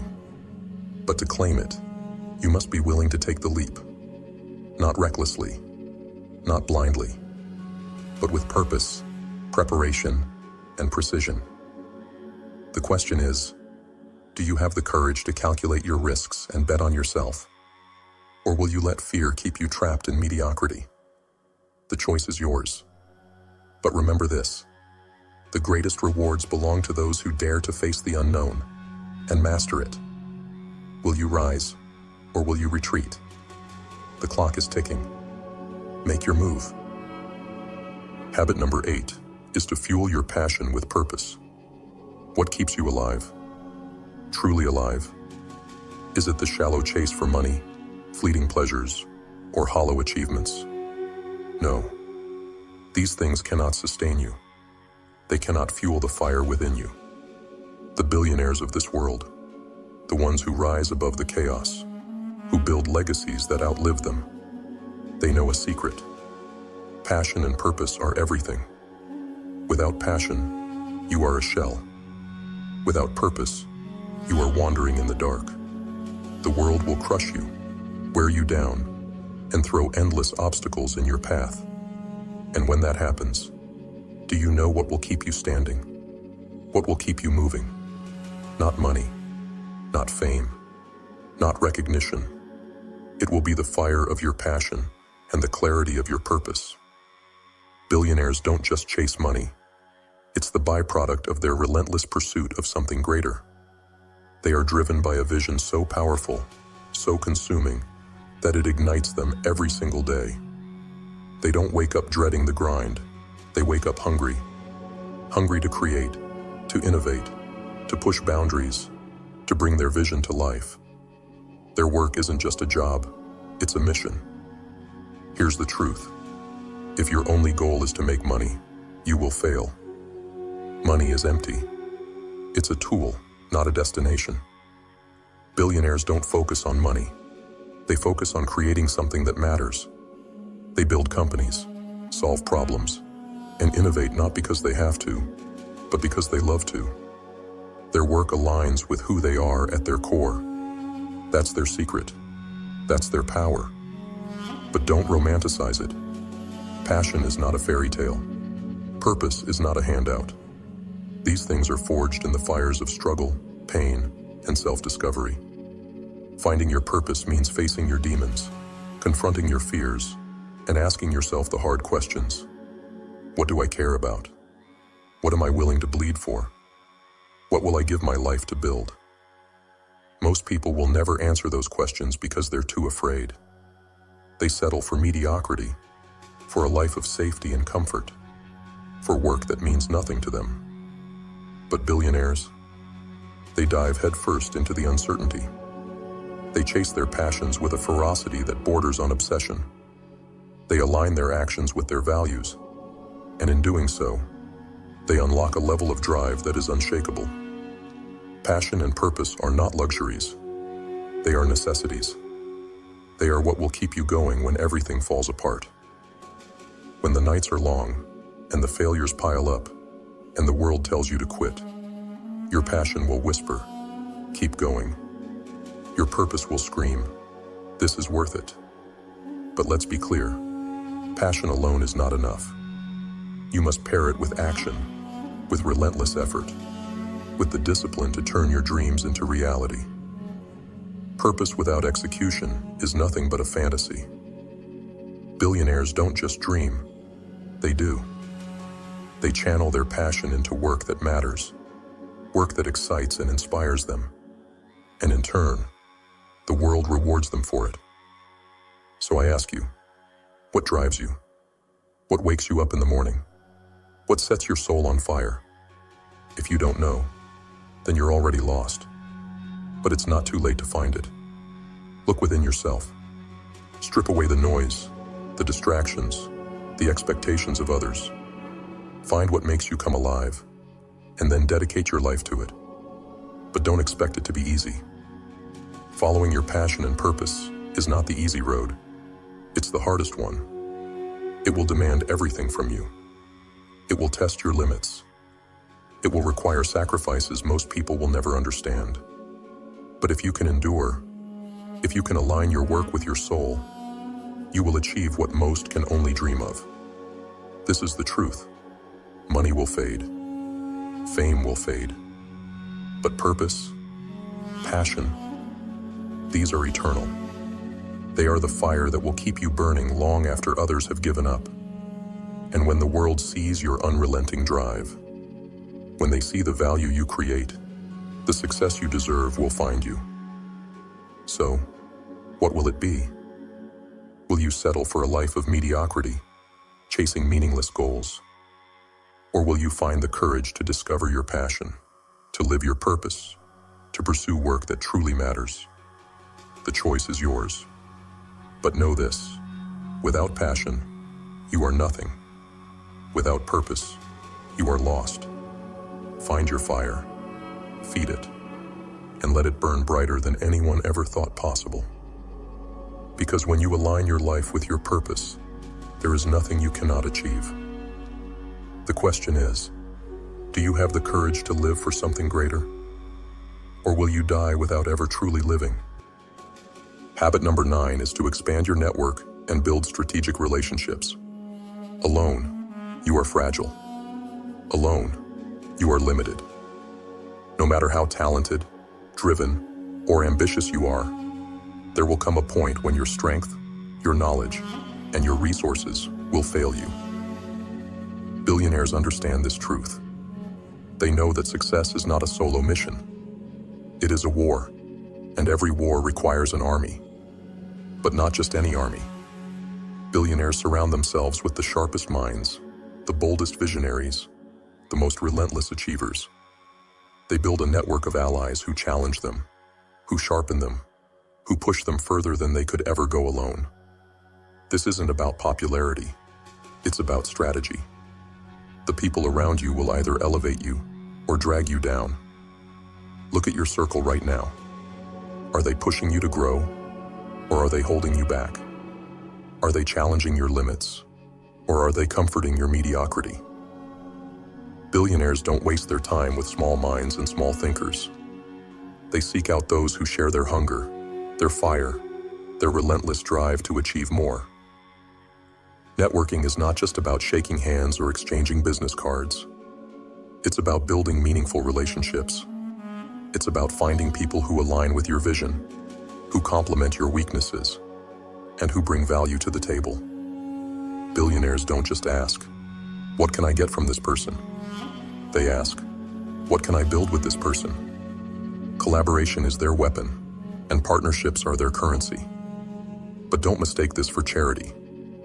Billionaires don't attach themselves to everyone. They are selective. They know the power of relationships, and they guard that power fiercely.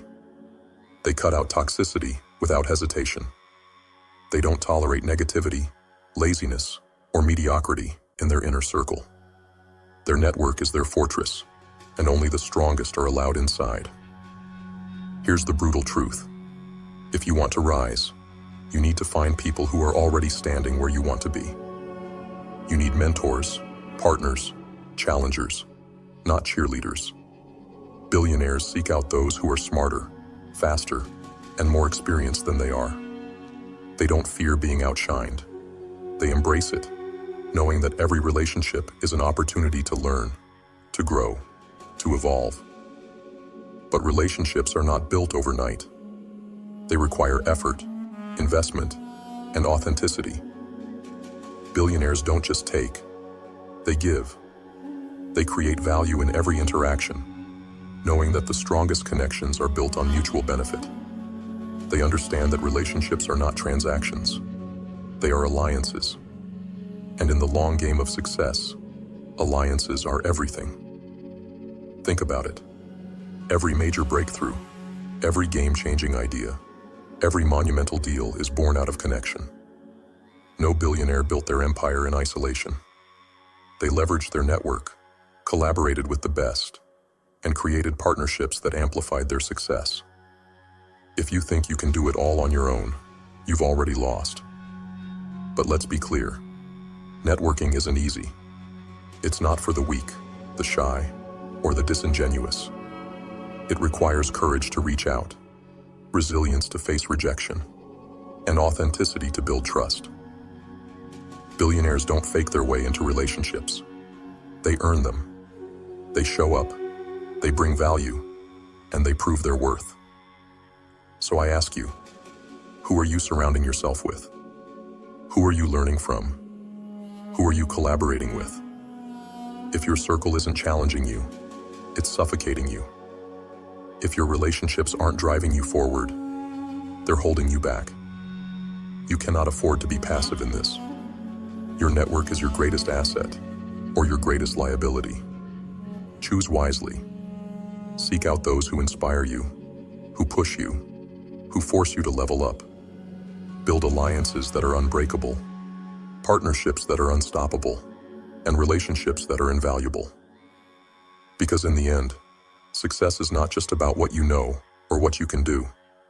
It's about who you know and who you become through those connections. Billionaires understand this. Do you? Stop wasting time with people who don't add value to your life. Cut the dead weight. Seek out those who match your ambition, who fuel your vision, who challenge your limits. Build your army, and together, you will conquer. This is the truth. No one succeeds alone. Not you. Not anyone. The question is, are you willing to step out of your comfort zone, to invest in relationships, to surround yourself with those who will push you to greatness? Or will you stay small, clinging to isolation and mediocrity? The choice is yours. But remember this, your network is your net worth. Build it wisely. Build it fiercely. And when the time comes, it will be the foundation of your empire. Habit 10 is to reinforce your self-belief and confidence. Let's get one thing straight. No one is coming to save you. No one is going to hand you success. And no one is going to believe in you until you believe in yourself first. Billionaires don't wait for validation. They don't wait for permission.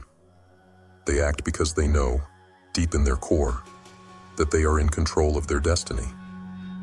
Self-belief is not a luxury. It is not something you try to have. It is the foundation of everything. Without it, you are powerless. Without it, you are just another spectator in the game of life, watching from the sidelines as others take bold actions and seize the opportunities you were too afraid to chase. Billionaires understand this.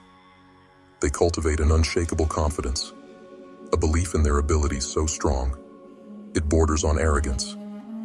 And you know what? That's exactly what's required. The world will test you. It will throw doubt, failure, and fear in your path. It will try to convince you that you're not good enough, not smart enough, not capable enough. And if you listen to that voice, if you let that poison seep into your mind, you've already lost. Billionaires don't bow to doubt. They don't let fear dictate their actions. They silence the noise, because they know that their belief in themselves is the only thing standing between them and their goals. Confidence is a weapon. It's the force that drives bold decisions, that inspires others to follow your vision, that keeps you moving when the odds are stacked against you. But confidence isn't given. It's earned.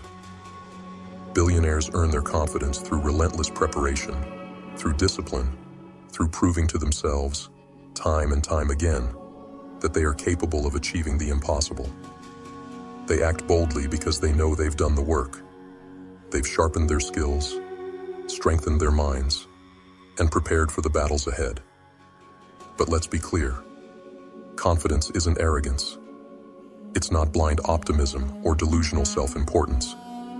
It's rooted in reality. Billionaires don't believe they're destined for greatness because they're special. They believe it because they've taken control of their lives. They've put in the effort, taken the risks, and earned the right to believe in themselves. They know that success is not handed out. It is taken by those who have the audacity to believe they deserve it. Let me ask you this. Do you believe in yourself? Truly? When you look in the mirror, do you see someone who is capable of greatness, or someone who is waiting for the world to give them a chance? Because here's the truth. If you don't believe in yourself, why should anyone else? If you can't see your own potential, how can you expect others to follow your vision? Billionaires understand that confidence is contagious. It inspires trust, loyalty, and action. When you believe in yourself, you give others permission to believe in you too. You radiate a power that cannot be ignored, a certainty that cuts through doubt and fear like a blade. This is how they build empires, not by convincing others, but by embodying a vision so powerful, so undeniable, that others are drawn to it. But confidence alone isn't enough. You must act. You must take bold steps, make daring moves, and prove to yourself that you are capable of creating the life you want. Confidence without action is hollow. Billionaires act because they know they are the architects of their destiny. They don't wait for opportunities. They create them. They don't fear failure. They embrace it as part of the process. So I ask you, are you ready to take control of your life? Are you ready to silence the doubt, face the fear, and act with the conviction of someone who knows they are destined for more? Because that's what it takes. Confidence isn't about knowing the path. It's about trusting yourself to walk it, no matter how uncertain it may be. The world will not hand you success. It will not believe in you until you believe in yourself. Billionaires know this. They don't wait for the world's permission. They demand its attention. They act boldly, think boldly, and live boldly because they know that their self-belief is the foundation of everything. This is your moment. The question is, do you have the courage to believe in yourself? Do you have the strength to silence the doubt, to embrace the uncertainty, to take the bold actions required to command your destiny? Or will you let fear, doubt, and hesitation keep you small? The choice is yours. But know this: greatness belongs to those who believe, who act, and who refuse to let the world tell them what they can and cannot do. Billionaires don't wait. They don't ask. They take. Will you? Habit 11 is to master your time management. Time. It is the only resource you can never get back. The only currency you can never earn more of. Yet most people treat it as if it's infinite, wasting it on distractions, procrastination, and mindless indulgences. Billionaires don't. They know that time is everything. They treat it like the precious, irreplaceable resource it is, and they guard it with ruthless efficiency. If you want to achieve greatness, you must master time. Every second you waste is a second stolen from your future. Every minute you spend on nonsense is a minute that could have been used to build your empire. Billionaires understand this, and that's why they don't let time slip through their fingers. They take control. They maximize every moment. They bend time to their will. But let me be clear. This is not about working harder. It's about working smarter. Billionaires don't waste their energy on tasks that don't move the needle. They focus on what truly matters, on the actions that bring the most value, the most progress, the most results. Everything else, they delegate. They eliminate. They cut it out without a second thought. Do you know why most people fail? It's not because they lack talent or resources. It's because they waste their time on things that don't matter. They let distractions consume them. They prioritize comfort over progress, entertainment over execution. They live their lives on autopilot, oblivious to the fact that every wasted moment brings them closer to mediocrity. Billionaires don't have time for distractions. They don't waste hours scrolling, binge-watching, or engaging in pointless conversations. They are relentless in their focus, laser-sharp in their priorities. They wake up with a plan, and they execute it with precision. Their time is their weapon, and they wield it with ruthless intent. Let me ask you this. How are you spending your time? Are you using it to build your dreams, or are you letting it slip through your fingers? Are you focused on what truly matters, or are you drowning in distractions? The harsh truth is this. If you don't control your time, someone else will. If you don't take charge of your priorities, the world will bury you in its noise. Billionaires understand that time is finite, and they treat it as sacred.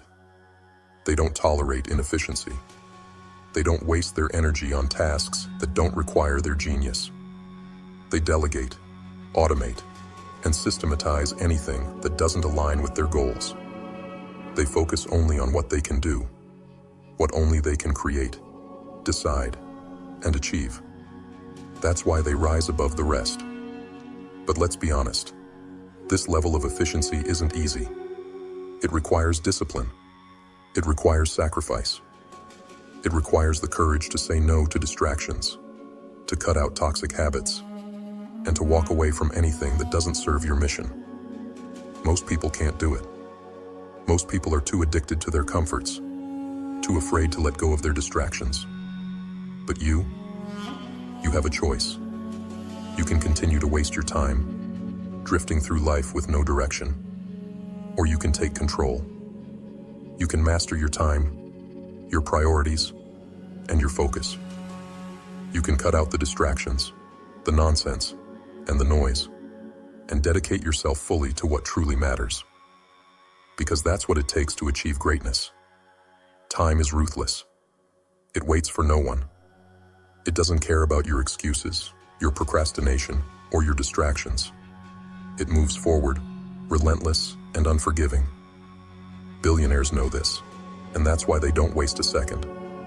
They understand that every moment is an opportunity, a chance to build, to grow, to move closer to their goals. So, what will it be? Will you continue to let time slip through your fingers, or will you take control? Will you cut out the distractions, the inefficiencies, the excuses, and focus on what truly matters? Or will you let the clock run out on your dreams? The choice is yours. But remember this, every second you waste is a second you'll never get back. Every moment spent on distractions is a moment stolen from your future. Billionaires don't let that happen. They dominate their time, their priorities, their lives. Will you? This is your moment. Time is ticking. Make it count, or let it slip away. The choice is yours. But know this: time rewards the ruthless, the focused, the efficient. Be one of them, or be forgotten. Habit 12 is to stand out from the crowd. The masses are blind.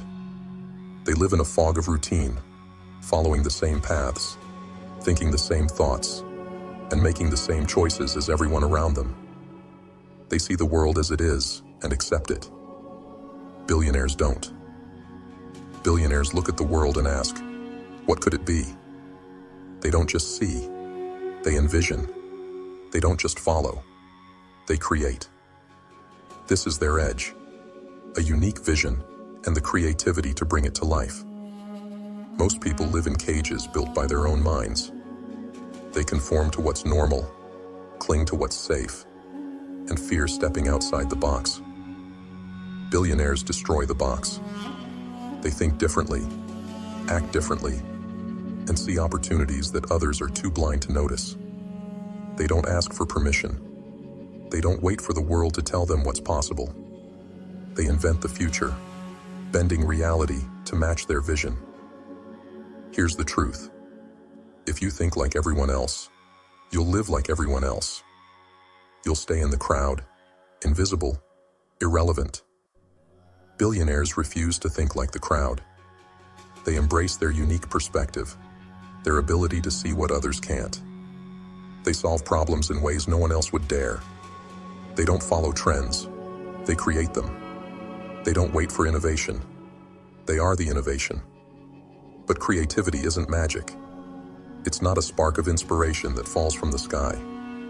It's a skill, a discipline, a way of thinking that requires courage and effort. Billionaires train their minds to think differently. They question everything. They challenge assumptions. They approach problems from angles no one else considers. They don't fear failure because they know that every failed idea brings them closer to a breakthrough. Vision is nothing without action. Billionaires don't just dream, they build. They take their ideas, their perspectives, their unique insights, and turn them into reality. They don't let doubt or fear stop them. They don't let others' opinions hold them back. They know that true creativity is risky, that it will be misunderstood, criticized, even ridiculed. And they don't care.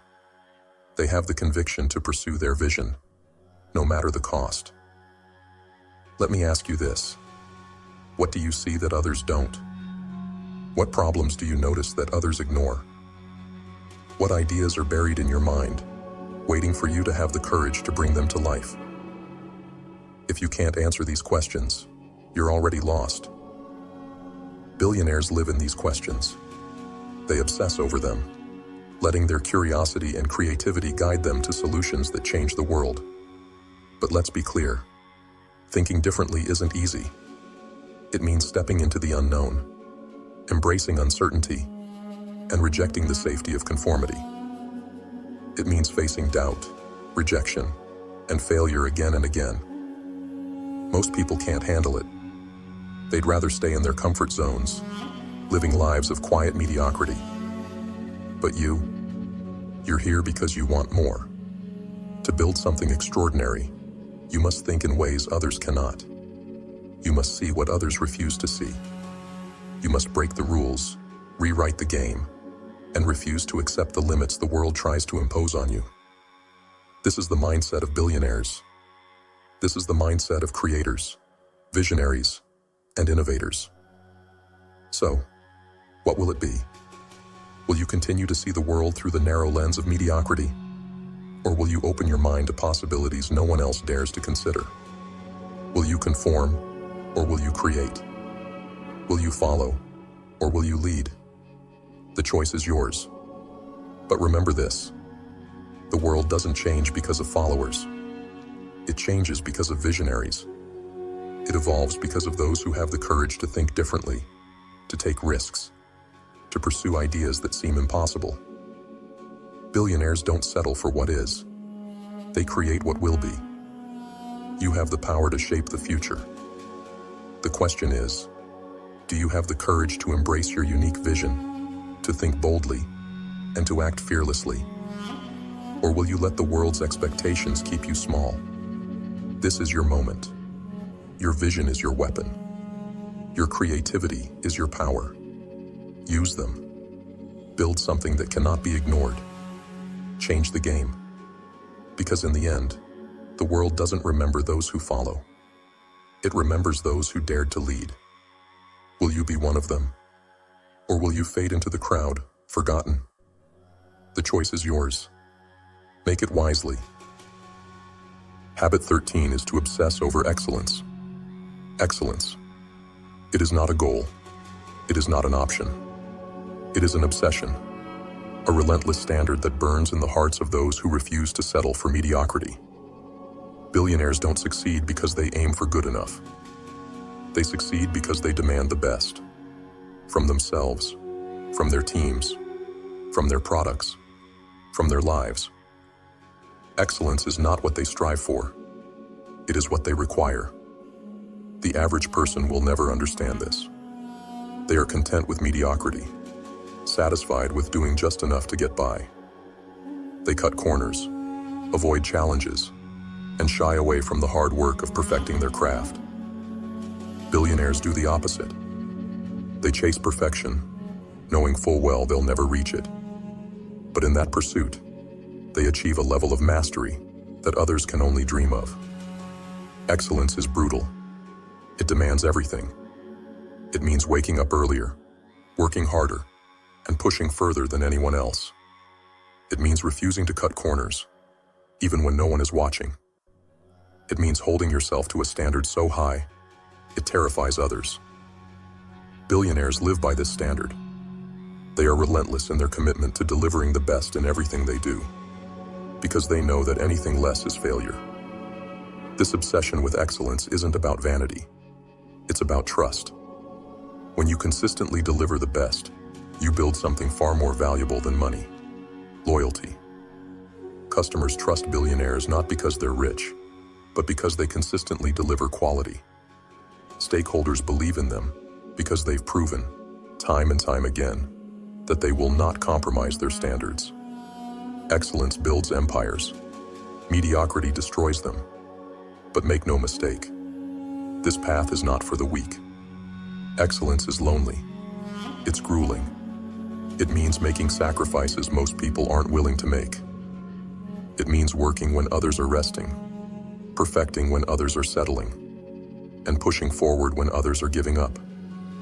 It means refusing to accept anything less than your very best, even when it's exhausting, even when it's painful, even when no one else seems to care. The masses will call you obsessive.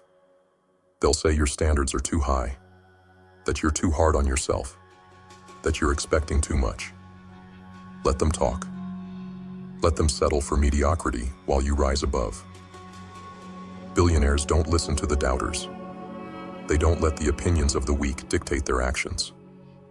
They are committed to excellence, and that commitment is unshakable. Ask yourself, are you truly committed to excellence, or are you settling? Are you delivering your best, or are you doing just enough to get by? Are you obsessed with perfection, or are you making excuses for why you can't achieve it? Billionaires don't make excuses.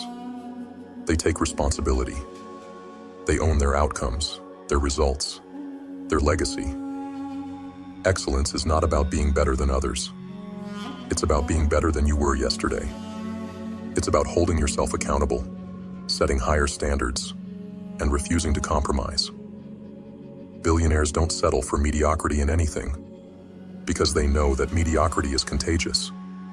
If you let it creep into one area of your life, it will spread like a virus, infecting everything you touch. You want to succeed? Then demand more of yourself.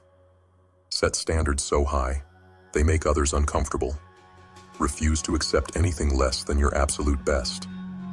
Commit to excellence, not for recognition, not for validation, but because you owe it to yourself. Because anything less is a betrayal of your potential. But let's be clear, this path is not easy. It will break you before it builds you. It will test your discipline, your patience, your resilience. But if you can endure, if you can commit to excellence in everything you do, the rewards will be unparalleled. You will build trust, loyalty, and respect. You will stand out in a world drowning in mediocrity. You will become unstoppable. So I ask you, are you ready to commit? Truly commit. To hold yourself to a standard that terrifies you. To demand more of yourself than anyone else ever could. Because that's what it takes. Billionaires don't aim for average. They don't settle for good. They demand excellence in everything they do. And because of that, they succeed.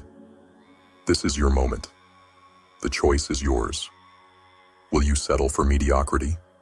Or will you rise to the level of excellence? Will you make excuses? Or will you make progress? The clock is ticking, and the world is watching. Show them what you're made of. Show them what excellence looks like. Refuse to settle. Demand the best. Be the best. And let the world marvel at what you've built. Habit 14 is to master and track your finances. Money. It's the tool that builds empires or destroys lives. It doesn't care about your dreams, your desires, or your excuses.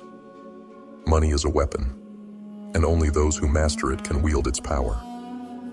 Billionaires understand this better than anyone.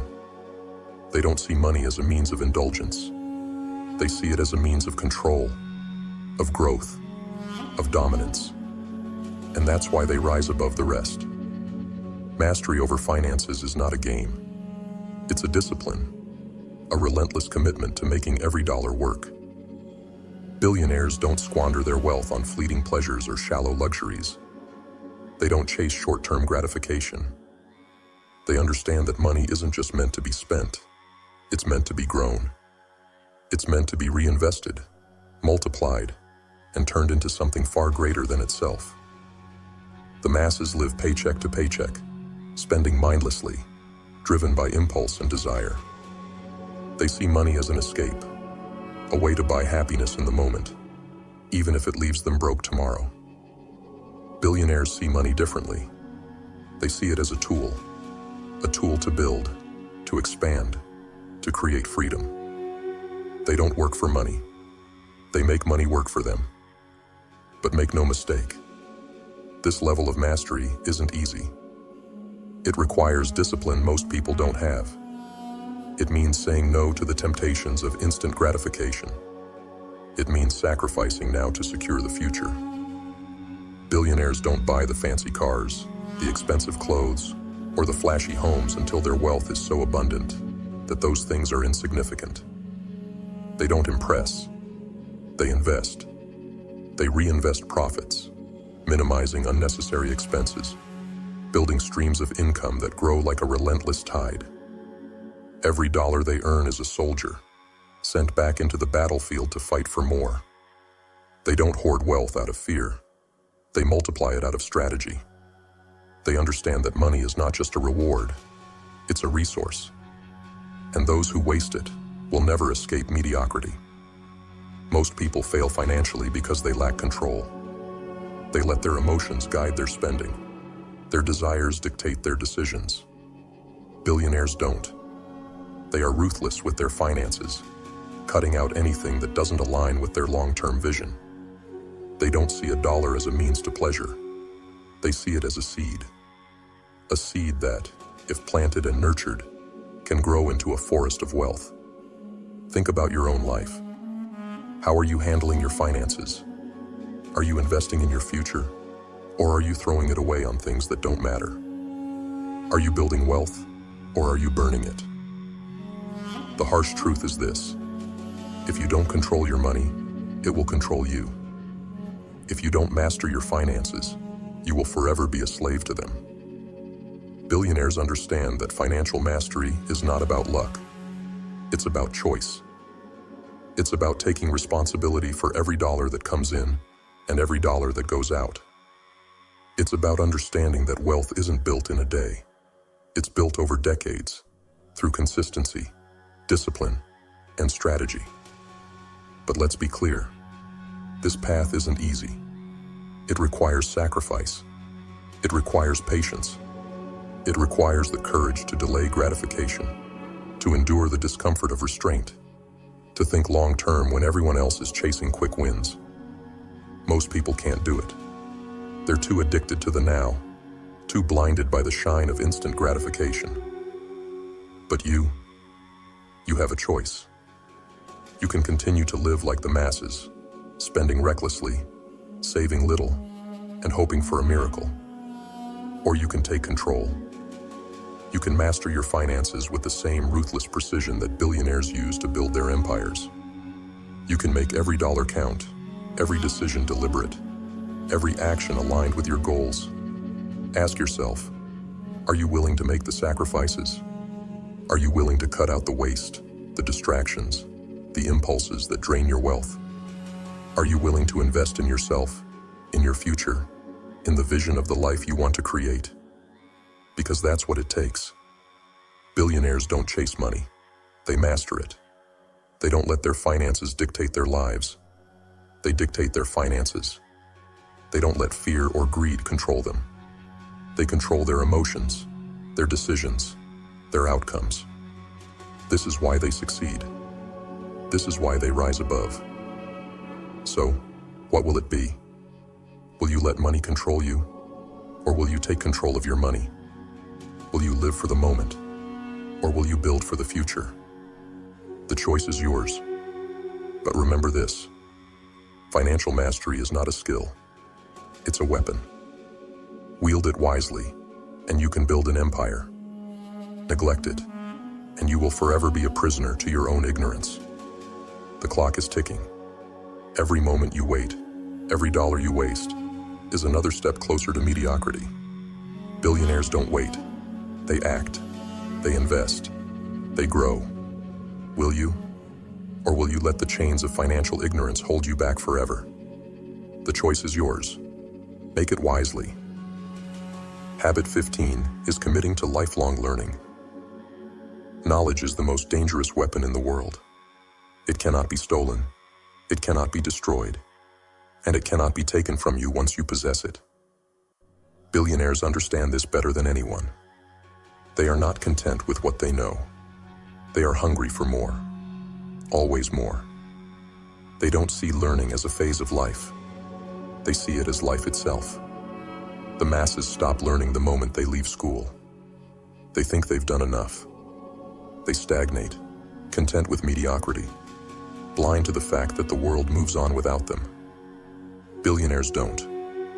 They devour knowledge like predators, seeking every opportunity to sharpen their minds, strengthen their strategies, and grow their empires. They know the truth. The moment you stop learning, you start dying. You see, the game of life is ruthless. It doesn't reward the lazy or the ignorant. It rewards those who adapt, who grow, who arm themselves with the tools to conquer. Billionaires don't just read. They study. They don't just listen. They seek. They surround themselves with people smarter than them, mentors who challenge them, and adversaries who force them to evolve. They don't just consume knowledge. They use it. Relentlessly. Aggressively. Ask yourself, when was the last time you truly learned something new? Not a fact, not a piece of trivia, but something that changed the way you think, the way you act, the way you live. Most people can't answer that.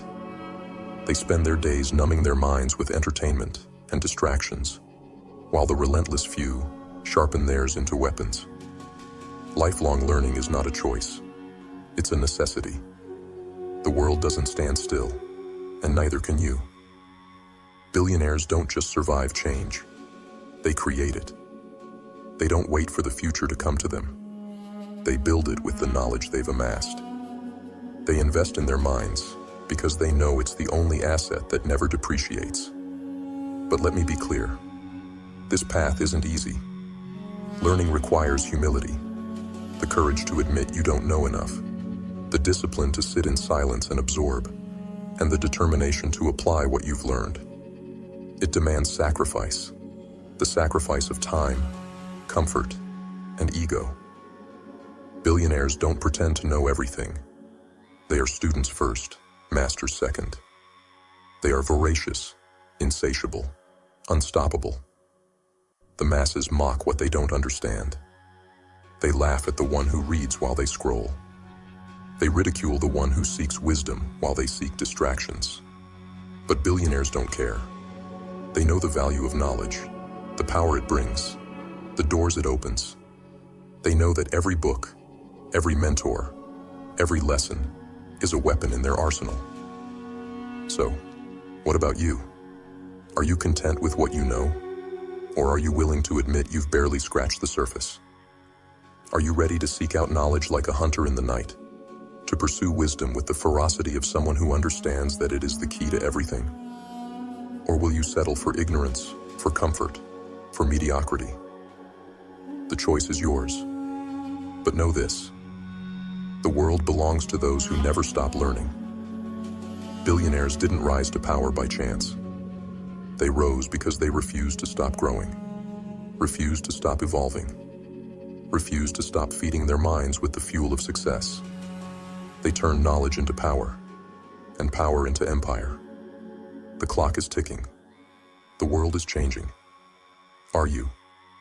Or will you let it pass you by, clinging to the scraps of what you learned long ago, while the relentless few take everything? Lifelong learning isn't optional. It's the price of greatness. So I ask you, will you arm yourself with knowledge, or will you let ignorance be your downfall? Will you sharpen your mind into a weapon, or will you dull it with distractions? Billionaires know the answer. Do you? You've just uncovered the 15 unshakable habits of the top 1%, the secrets that define those who rise above mediocrity and claim the lives they've envisioned. But remember, knowledge without action is meaningless. These principles are not just words. They're a call to arms, a blueprint for transformation. Now the choice is yours. Will you let this message fade into the background like so many others? Or will you commit to change? Will you take the uncomfortable steps, make the sacrifices, and build the discipline necessary to create the life you deserve? Hundreds of others who once stood where you are now have used what they've learned here to rewrite their stories. They've built businesses, crushed limitations, and found fulfillment in ways they never thought possible. If they can do it, so can you. If this message resonated with you, if it sparked something deep inside, share it with someone who needs to hear it. Let them know that their potential is limitless, just as yours is. And before you go, hit that subscribe button. Join the GrimFace community, where the black sheep, the outliers, and the misunderstood gather to embrace their power and forge their own paths. You have the tools. You have the knowledge. Now, it's time to act. Stay relentless. Stay driven. And above all, stay grim. Every dawn is a battlefield, a fleeting moment where victory or defeat is determined before most have even stirred. The way we rise, the rituals we craft in those first fragile hours, these are not mere habits. They are weapons, forged in the quiet of the morning, designed to conquer the chaos that lies ahead. When you wake without purpose, you surrender before the war begins. But when you rise with intention, when you command your mind to focus, your body to move, and your soul to align, you declare dominion over the day. Morning rituals are not just routines. They are acts of rebellion against mediocrity, lethargy, and distraction. In those sacred moments before the world demands your attention, you hold the power to shape your reality. A calm and focused morning is your shield, protecting your clarity and determination. A structured routine is your sword, cutting through excuses and igniting your ambition. So ask yourself, will you let the day dictate your life, or will you take control? Will you rise as a passive bystander, or will you become the architect of your own destiny?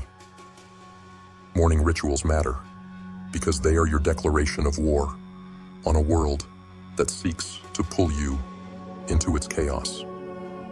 Victory begins at dawn. What will you choose?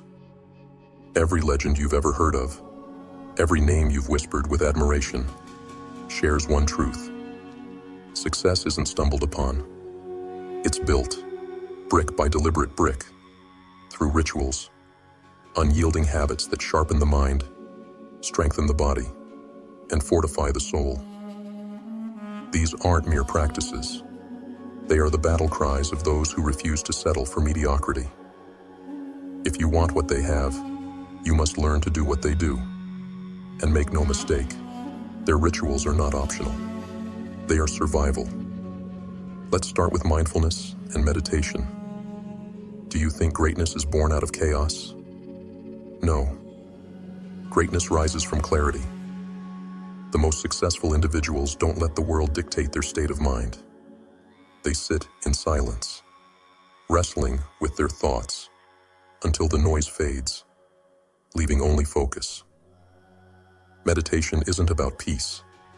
It's about power. It's the discipline of taming the wild animal that is your mind.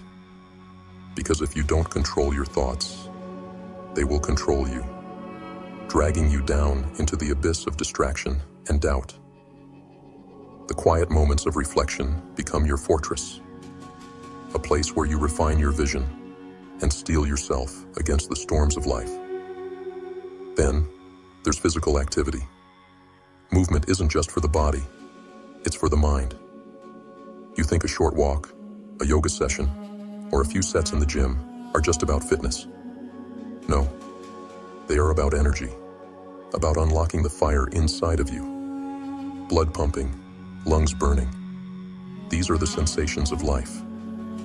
Successful people know that when you push your body, you awaken something primal, something fierce, and that fire fuels everything else. Because how can you conquer the challenges ahead if you're too weak to face yourself in the mirror?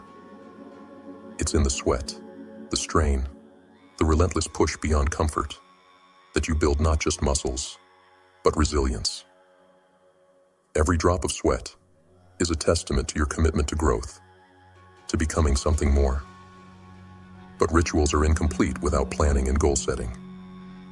A day without a plan is a day wasted. Successful individuals wake up and ask themselves one question: what must I achieve today to move closer to my vision? They don't wander aimlessly.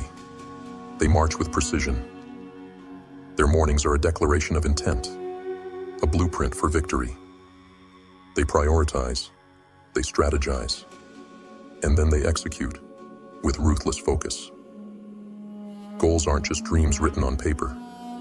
They are promises made to oneself, promises that must be fulfilled at all costs. And these plans, they aren't just about the big picture.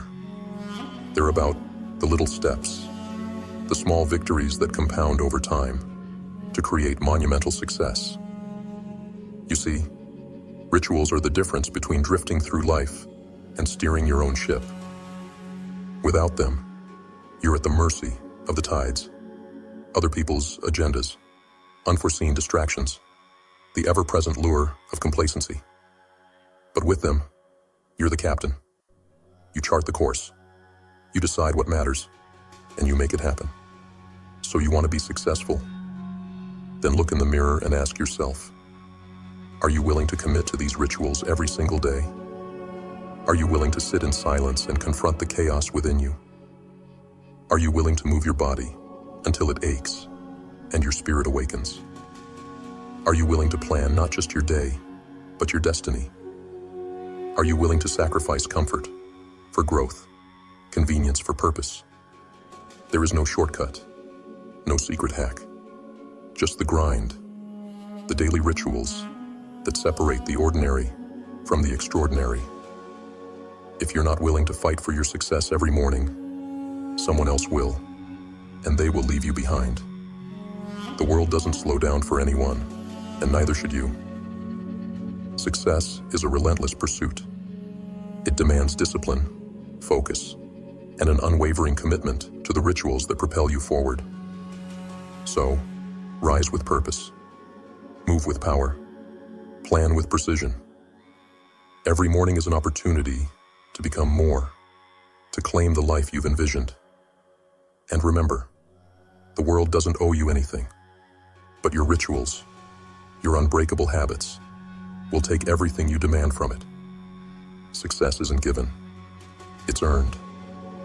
And it begins with the rituals you choose to own. Today, tomorrow, and every single day after. What will you choose? Will you let the day command you, or will you command the day? Each morning, the universe hands you a choice. Rise with purpose, or let the day drag you into mediocrity. This choice is not a fleeting whim. It's the foundation of everything you will achieve or fail to achieve. Morning rituals, those sacred routines, are not just habits. They are strategies, honed by science and wielded by the greats to shape their destinies. You want power, control, success? Then you must master the science of mornings. Let's begin with improved sleep quality. Do you know what chaos looks like? It's waking up exhausted, dragging yourself through the day, and collapsing into restless, shallow sleep, only to repeat the cycle. But science tells us that consistent morning rituals can break this chain. By rising at the same time every day and structuring your morning, you reset your internal clock, your circadian rhythm. This isn't just about feeling rested. It's about priming your body and mind to function at their peak. Successful people know this.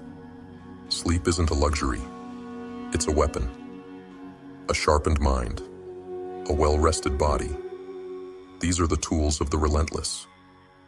If you treat sleep like an afterthought, you will always be outpaced by those who don't. Then there's the science of reduced stress levels. Stress is the silent killer, the invisible weight that crushes your ambitions before they even take flight. But what if you could start each day with control, with calm, with the confidence that no matter what comes your way, you've already won the first battle? Morning rituals create this. They anchor you, grounding your mind in the chaos of life. Whether it's meditation, journaling, or simply breathing deeply, these practices are not just acts of self-care. They're acts of war against stress. The science is clear.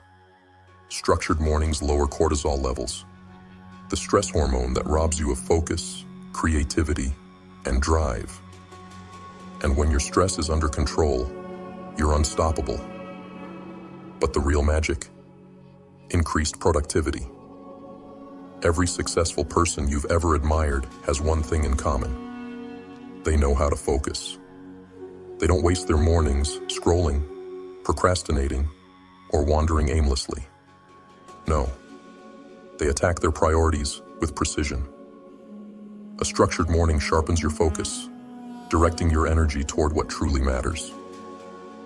Science shows us that the first few hours of the day are when your brain is most alert, most capable of deep work. Waste those hours, and you waste your potential. Use them wisely, and you create momentum. A force so powerful, it carries you through the entire day. But here's the truth. Most people won't tell you. Mastering your mornings isn't easy.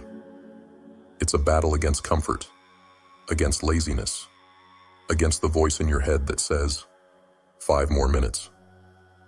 It's not supposed to be easy. Greatness never is. But science, cold, unfeeling, undeniable science, proves that the fight is worth it.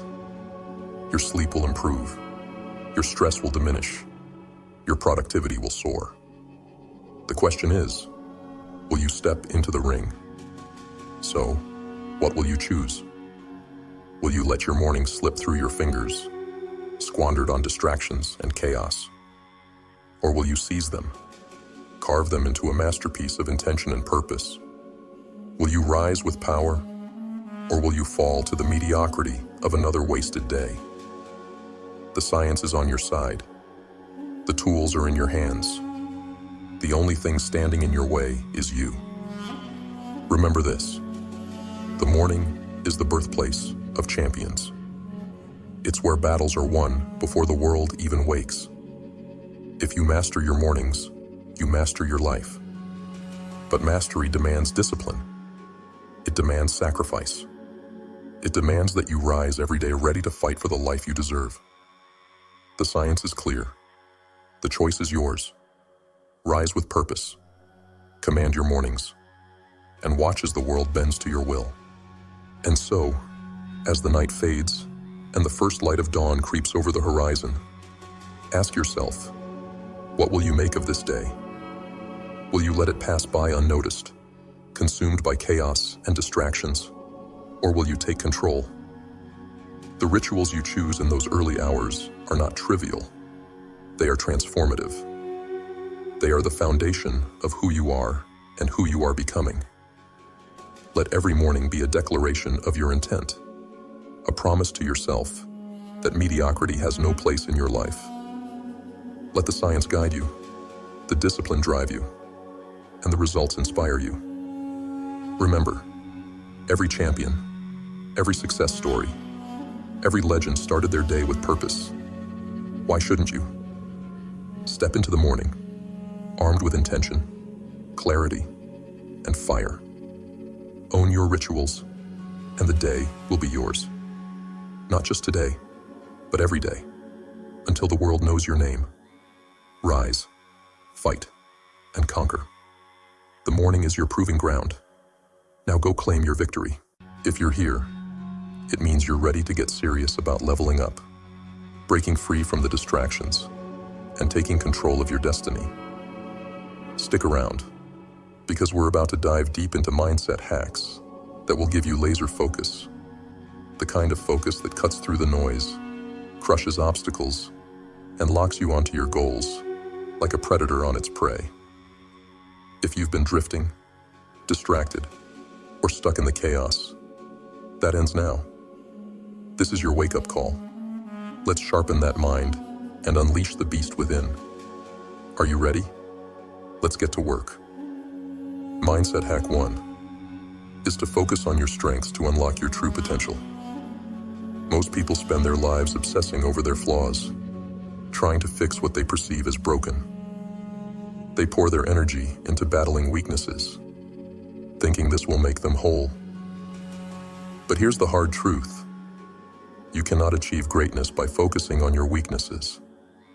Your strengths are your superpowers. They are the unique qualities that set you apart, the foundation of your potential. When you focus on your strengths, you're not ignoring your imperfections. You're choosing to amplify what makes you exceptional. You're choosing to become a force to be reckoned with. So ask yourself, what are your strengths? What are the talents, skills, or passions that come naturally to you? Maybe you're a problem solver. Maybe you're a creator, a leader, a connector. Whatever your strengths are, they are your path to greatness. Focus on them. Hone them. Refine them until they become unstoppable. When you double down on your strengths, you don't just become better. You become extraordinary. You stop competing and start dominating. You carve out a path that no one else can walk. This is not arrogance. This is strategy. It's about using what you have to build the life you want. Focus on your strengths, and the world will move aside for you. Mindset hack 2. Focus fuels your motivation and drives you forward. Motivation is the lifeblood of progress. But let's face it, it's fleeting. Some days you wake up ready to conquer the world, and other days you can barely find the energy to start. The secret to consistent motivation lies in one word: focus. When your focus is scattered, when you allow distractions, doubts, and negativity to consume your attention, motivation withers. It fades, leaving you stranded. But when your focus is clear and directed toward your strengths, something incredible happens. Every step forward, no matter how small, becomes fuel. Every tiny victory adds wood to the fire. This is the self-sustaining cycle of focus. You see progress, and progress fuels your drive. You become addicted to the process, not just the outcome. Motivation stops being something you wait for and becomes something you create. But here's the catch. Your focus must be deliberate. It must be intentional. If you focus on your failures, you'll feed your fears. If you focus on the roadblocks, you'll drown in despair. Shift your focus. Look at how far you've come, not how far you have to go.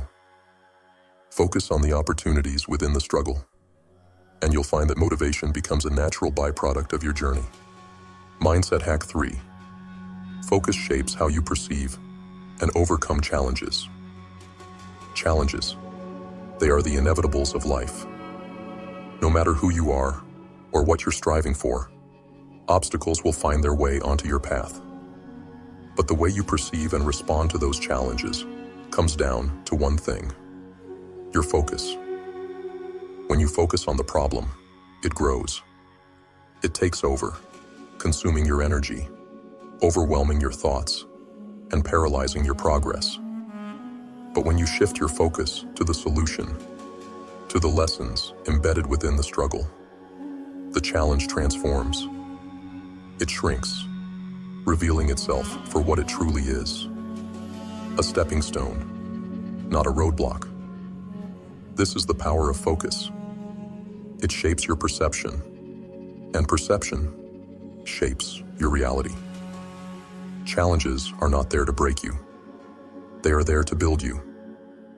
But if your focus is clouded by doubt, fear, or negativity, you will never see the opportunities hidden within adversity. The next time you face a challenge, ask yourself, what is this teaching me? How can this make me stronger? What can I do to turn this into an advantage?